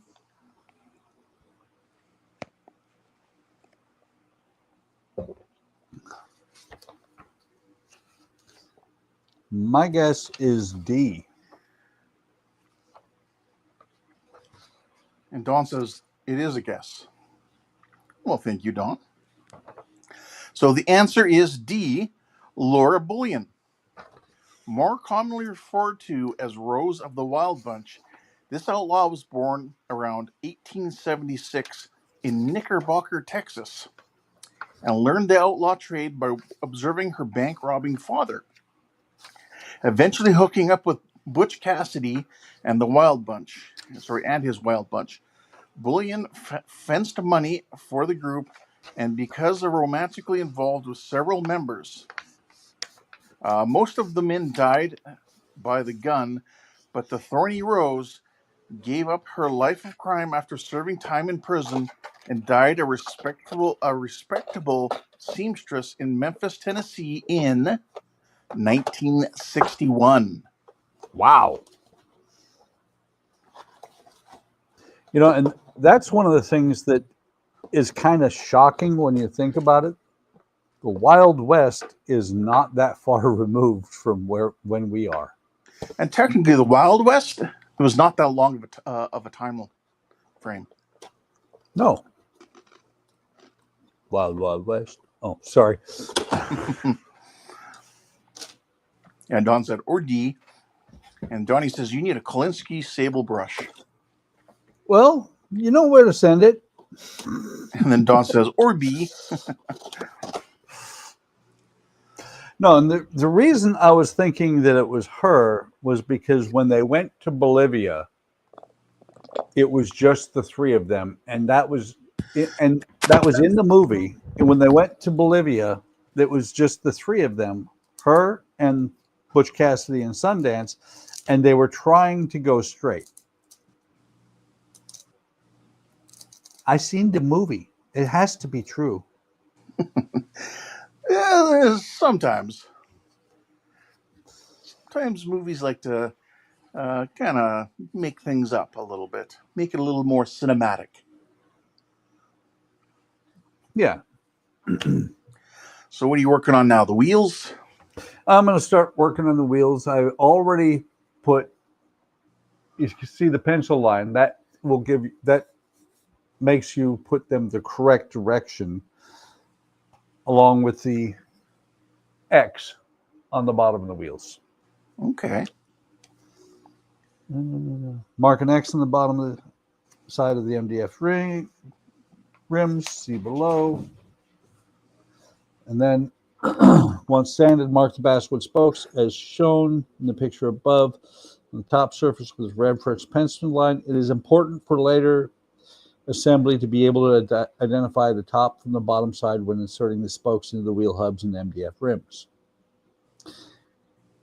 Remove only the ones you need to build one wheel at a time, cutting them from their carrier. I was going to remove them all because it's more fun that way. It's like getting a model kit, cutting all the pieces off the sprues, and then putting them back in the box, shaking it up, and then just start pulling random pieces out. Well, that's the problem. If it's a Tamiya kit, you can't. There's all the parts are put together. Yeah. Okay, we're getting closer to the end here. Question number 15. What did Crazy Horse keep behind his horse's ear? Was it A, a stone, B, gum, C, a gold coin, or D, a finger bone?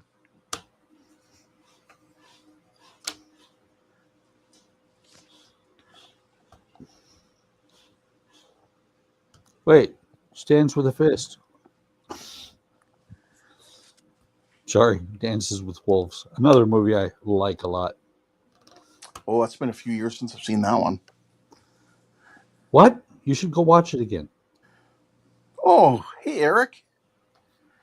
He says, and not a Eric? clamp in sight. There's that better? Yes. Cannot let Eric go without his clamping. If there isn't a clamp inside, I think he gets the clamps. Give him the clamps. So Don says no clue, and he's guessing it D. D is a finger bone. And Eric says, you call that a clamp? I don't have any good ones close. Yeah, the best one's over there. You know, actually, the best ones are underneath those two tables that I put together. Yeah, over there. Yep. Because I took some wood clamps of a large size and put them under there to hold the tables together so that they basically turn into one table. Well, anyone else want to guess what Crazy Horse kept behind his horse's ear? We have one answer of a finger bone. A hornet's nest. A hornet's nest. That wasn't an option. Options were A, a stone, B, gum, C, a gold coin, or D, a finger bone. Well, see, a hornet's nest would make the horse crazy.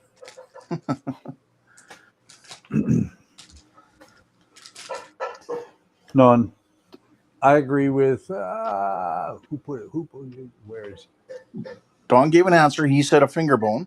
Yep, that's what I agree with him. Eric says finger bone. Any other guesses?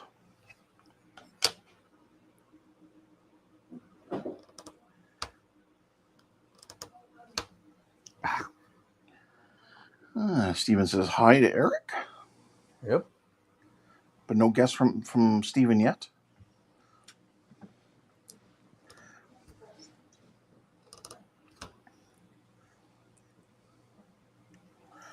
And Eric is saying hi back.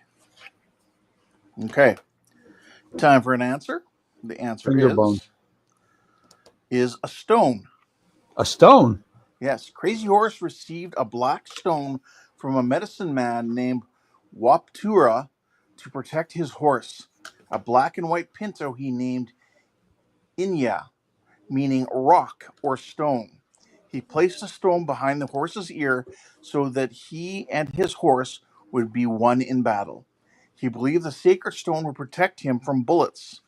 Subsequently, Crazy Horse was never wounded by a bullet. It's funny how belief goes a long way. Don says strike 4. You're out. Oh, wait. Walk, take a bit. Wait, no. Yeah, and Steven had agreed with you guys on finger bone. Yeah, I would have believed finger bone myself. I like Donnie's comment. Yes, so his horse was crazy because it was stoned.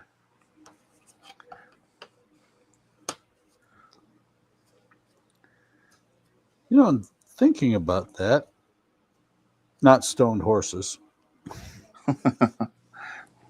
But Native Americans, Yeah.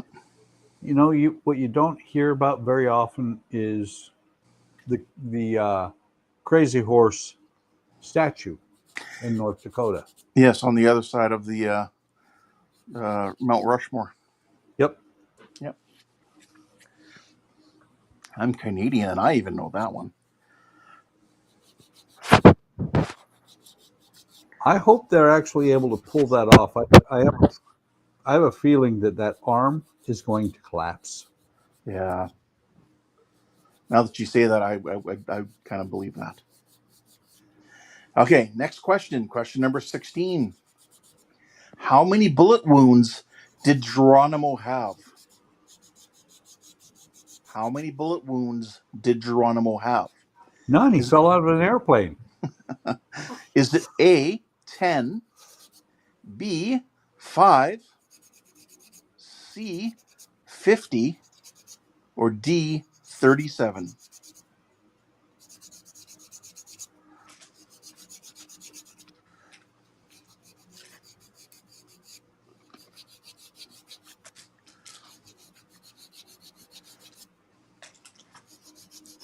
You know what we need?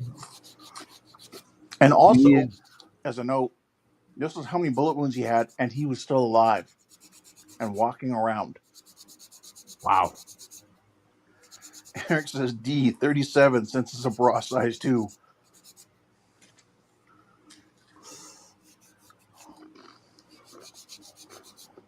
We need a mayonnaise jar and Funkin' Wagnall's porch.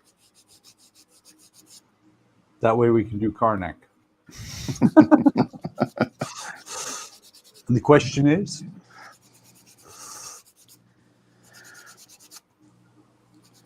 that Don was says, it. wow, really obscure. 50.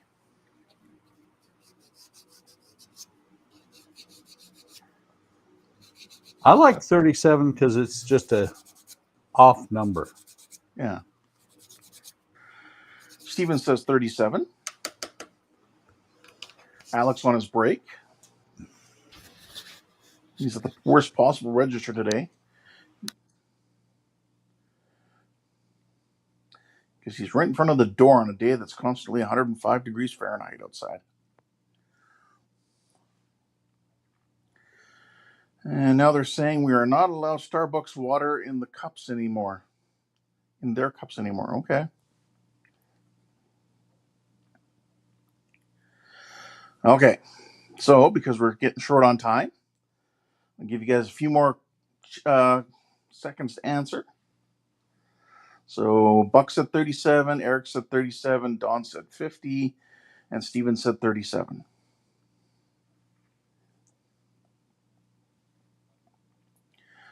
And the answer is C, 50. So, Eldridge Aver Burbank, who examined the Apache medicine man at Fort Sill, Oklahoma in 1897, wrote in his journal, "One day Geronimo came into my quarters at Fort Sill in a most peculiar mood. He told me no one could kill him, or me either, if he willed it so. He then bared himself to the waist. I was dumbfounded to see the number of bullet holes, scars on his body. I knew he had been in many battles and had been shot dozens of times, but I never heard of anyone living with at least 50 bullet wounds on his body. Geronimo had that many scars. Some of the bullet wounds were large enough to rust a pebble in. As Geronimo picked up pebbles and putting them in each wound, he would make a noise like a gunshot. Then they take the pebble out and throw it on the ground and shout, 'Bullets cannot kill me.' That is crazy. Not crazy horse, but that's just crazy. 50 bullet holes. 50 bullet wounds. Plus, not to mention, did he have any on his legs or anywhere below the waist?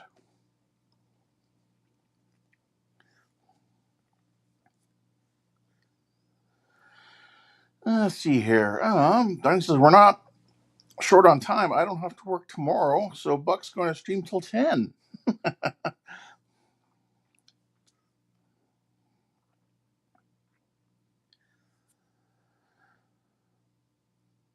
You still there, Buck?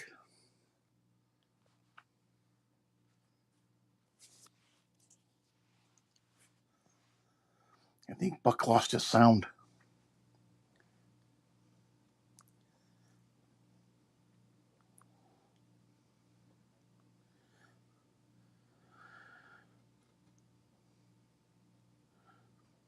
Yeah.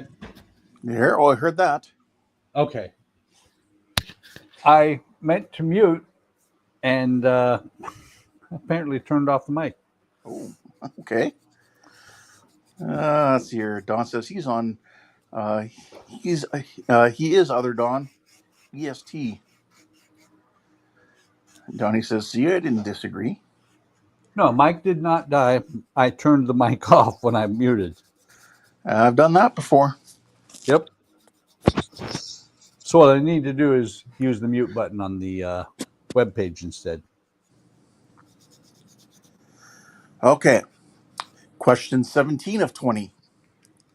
Calamity Jane claimed to have arrested Wild Bill Hickok's killer with was it A, a broken bottle, B, a meat cleaver, C, a tree branch, or D, a letter opener?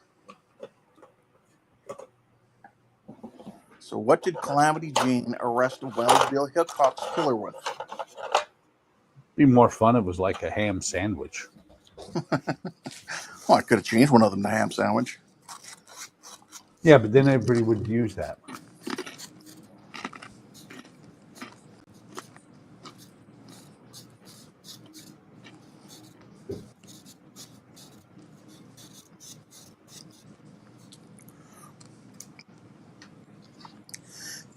Eric says a broken bottle. He was there. Don says a tree branch.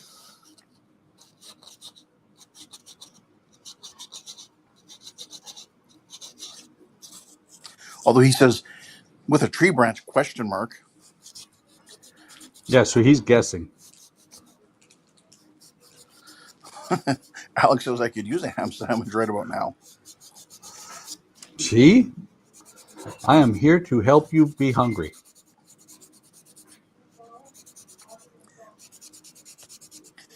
Do you have a guess there, Buck? What were the answers?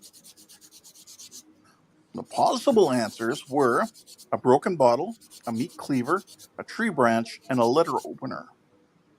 Broken bottle. I got so enraptured with my ham sandwich that I was Thinking about a ham sandwich? Yeah. All right. So the correct answer is a meat cleaver. Calamity later claimed that she was so upset by Hickok's murder that she went after his killer with a meat cleaver, having left her guns at her residence. According to historical accounts, however, her story is more fiction than fact.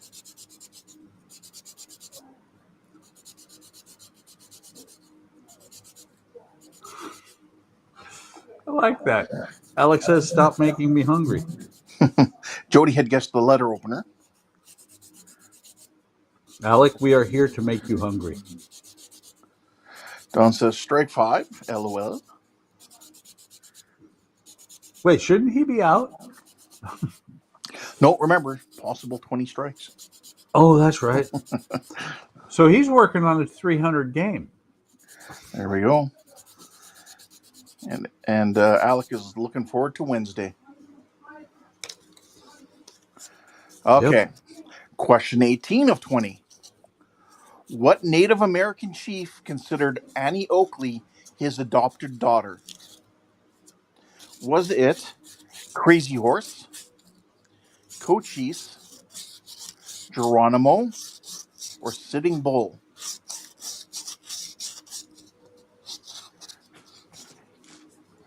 What about Standing Cow? Don says Sitting Bull.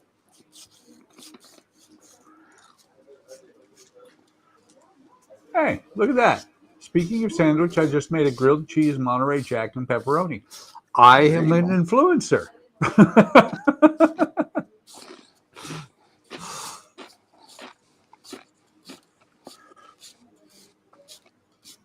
I have influenced Jody. And Don again is calling out to the name Little Sure Shot. Annie Oakley. Yep. And Alex says, Jody, stop. What did I just say? Stop torturing me with delicious foods. So Alec doesn't want to know that Andrea is making dinner right now. Oh, there you have it. And this woman took me from 180 when we met to at one point I was up to 280. Oh, She's a good cook. let's see here. Eric says, Sitting BS, isn't that Ian's nickname? No, stands with a BS. Don says he's the one who gave her the nickname.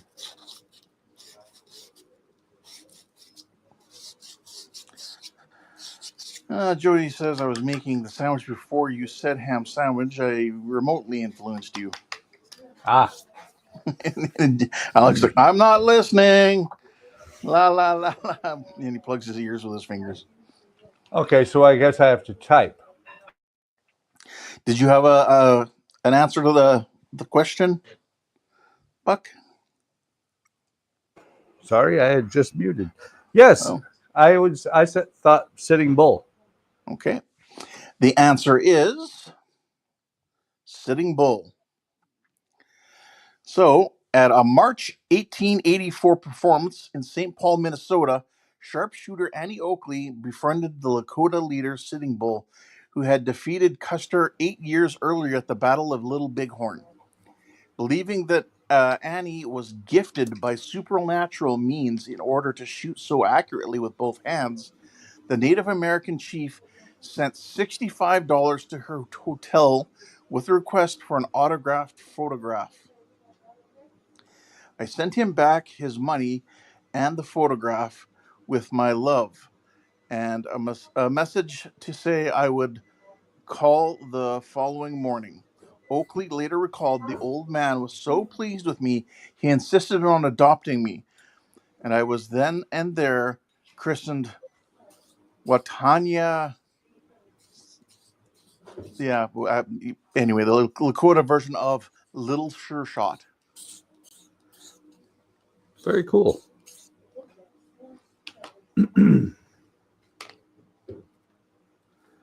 And Donnie says, well, Buck, you need to email me some of that food since you're not staying till 10.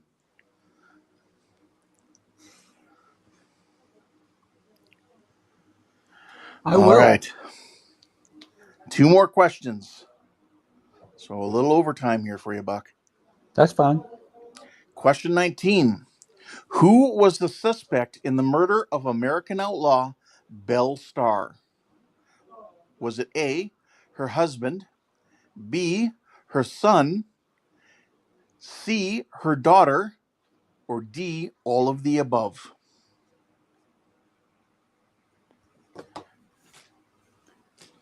Wait, is this like, what was it? I think it was murder by death where he was shot, stabbed, hung.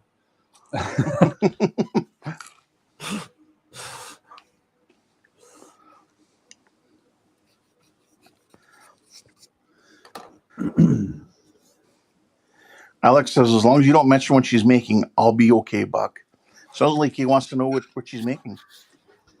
It's probably going to be something really good, like schnitzel or something.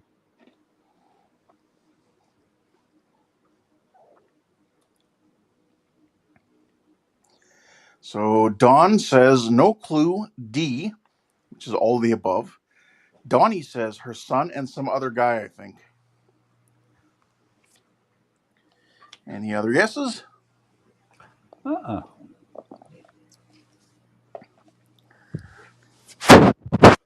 And Eric says what Donnie said.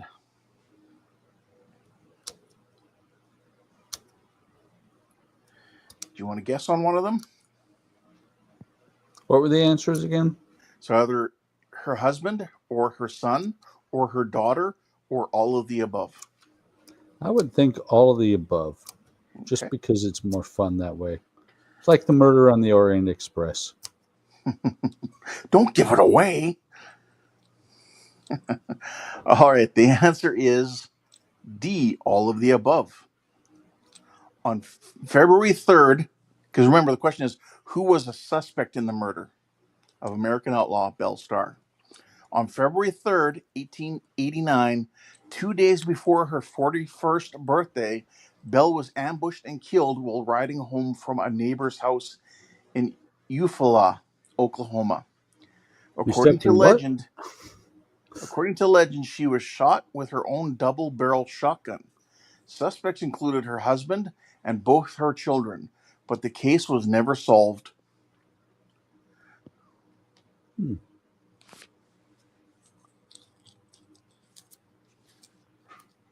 So there's something interesting. Jeff's Train World HONO Gage is here. Hey, Jeff, welcome. It doesn't fit. I have to sand it. Oh. Jody says, Annie Oakley did it.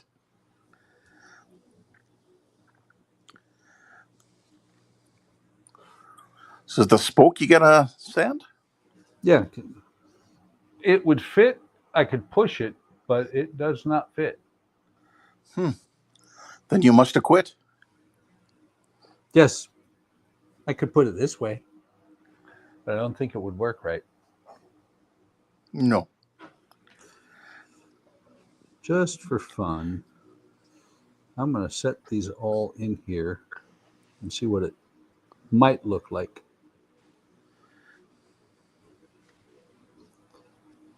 Okay, final trivia question. Dun, dun, dun. For all the marbles. Wait, okay. We have marbles? Don't you? Did I you didn't lose get your any marbles?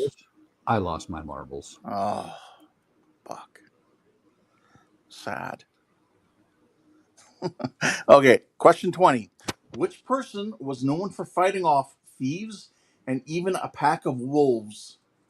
Was it A, Stagecoach Mary Fields, B, Sundance Kid, C, Billy the Kid, or D, Jesse James? Wait, my answer isn't in there. Oh. Leonardo DiCaprio. I've seen that movie. You know, the one where he gets eaten by a bear. Ah, yes. What was that? The Revenant, I think. I believe you're right. Jeff says, I've seen the huge gun collection up in Wyoming of Wild Bill Hickok. And then he's guessing that the answer was Jesse James.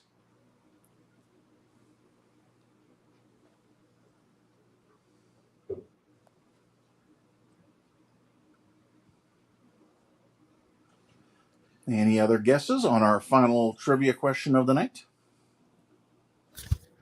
That wheel's looking, looks like it's going to turn out really nice. I'm looking right now. I just want to make sure. Don says A, again, another guess.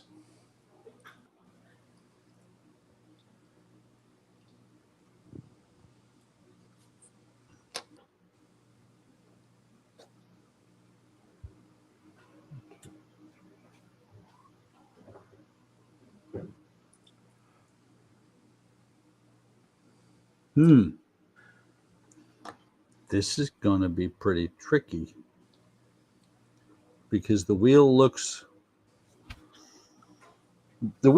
pretty done here. Yeah.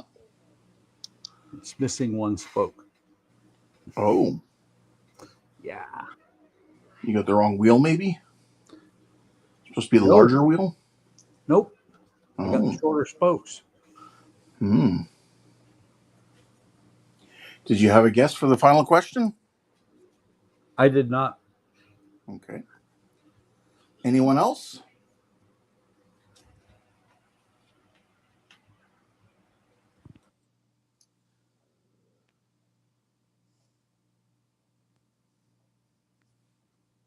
Come on, Vic.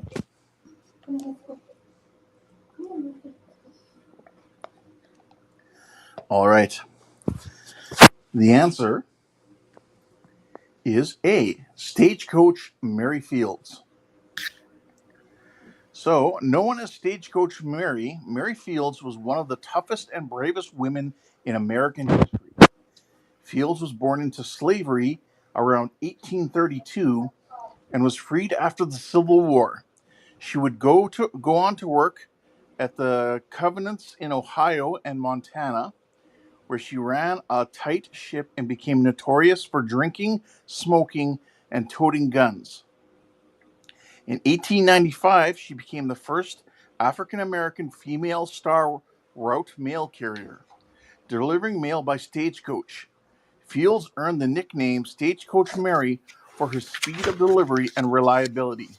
She was also known for being fearless in the face of stagecoach thieves and is rumored to have fought off a pack of wild wolves with a rifle.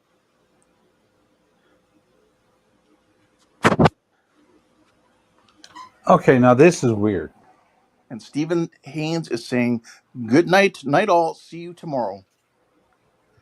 This is weird. What's weird? Okay. 3, 6, 9, 12. And according to the instructions Yeah. template, there's 12 spokes. So actually I have 2 extras in there right now. Oh. Oh my. Oh my. Well, that's actually a good thing. That means I have spares.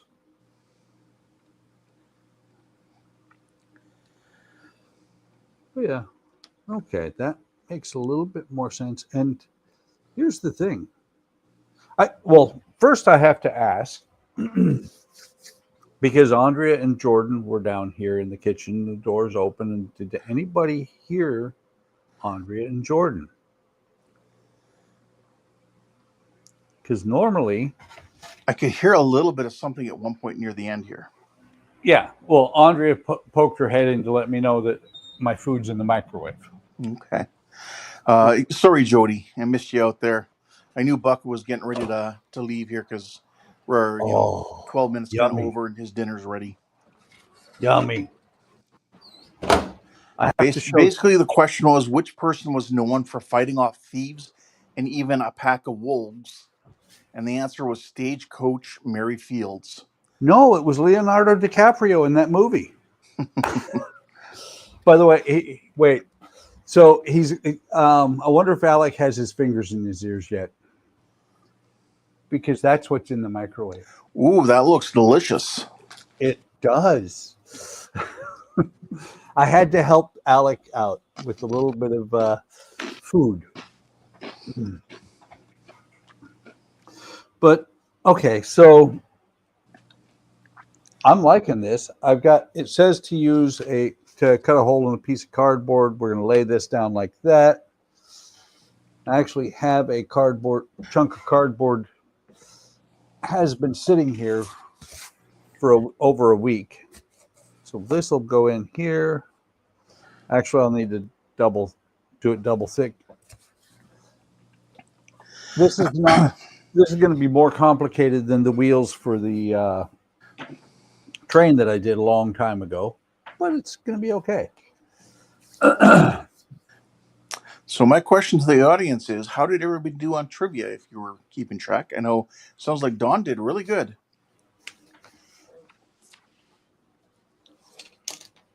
And Even if you didn't get the chance to play them all, how did you do on the ones you did hear and did try to answer?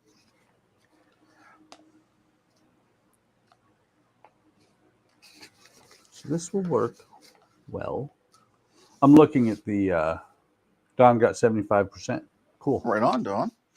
So I'm looking at this, and yes, the template is not the right size. but it's close enough because what you're using the template for is to mark where the spokes are going to hit.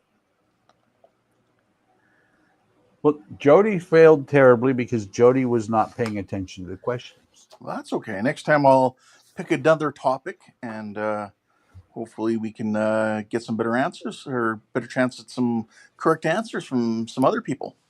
Yep. So tonight was Wild West trivia.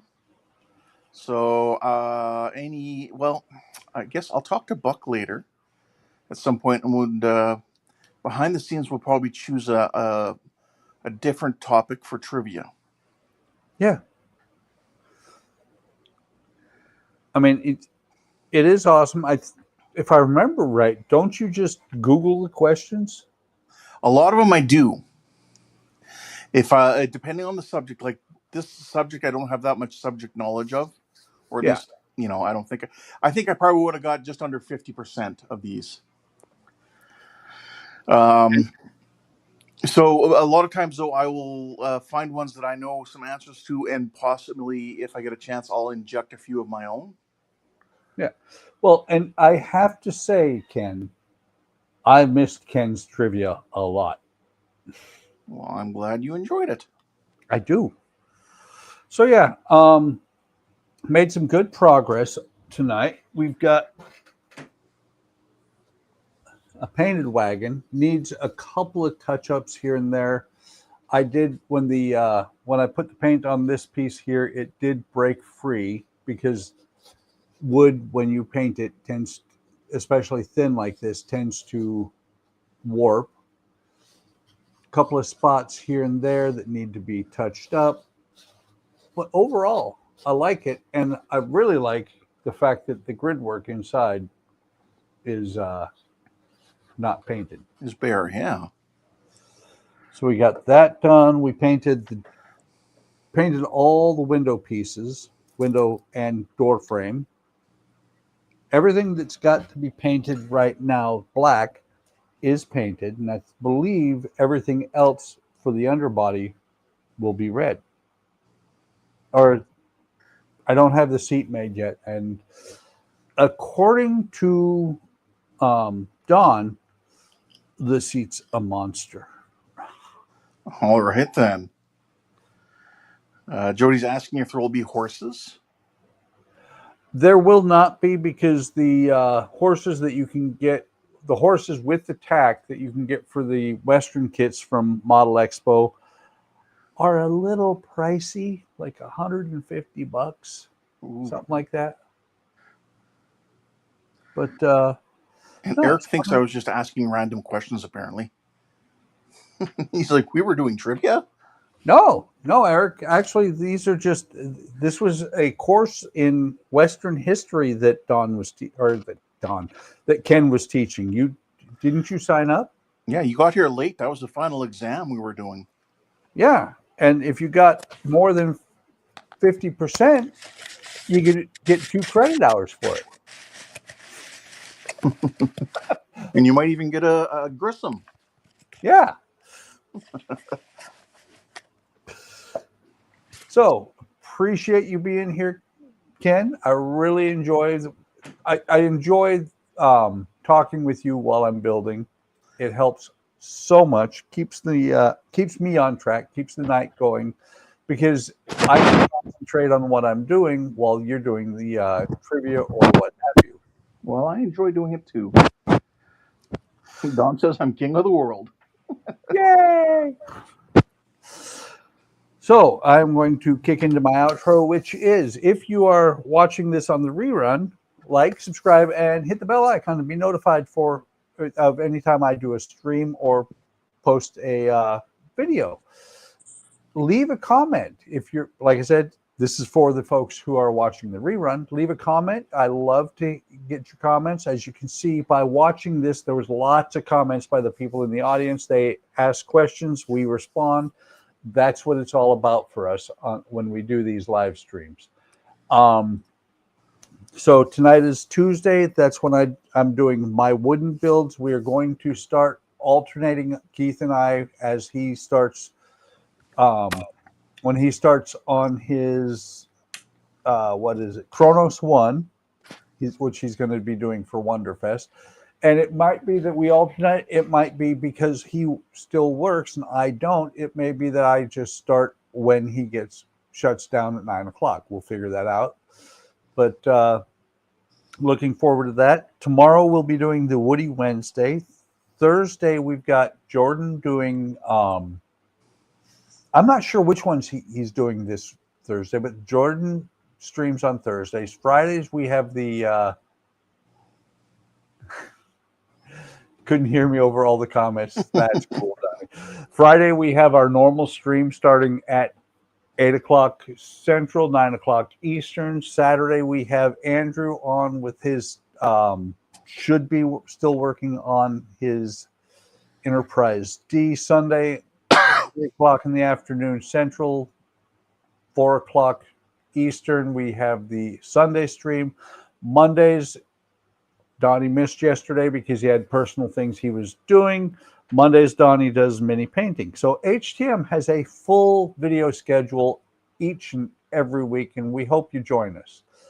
With that, I am going to ask Ken if you have anything you want to say. Yes, please remember to get your moose spay or neutered to help control the population. Yes, absolutely. And I am going to say, take care of yourselves, take care of each other, have a great day tomorrow, and we'll see you in the next video and or stream.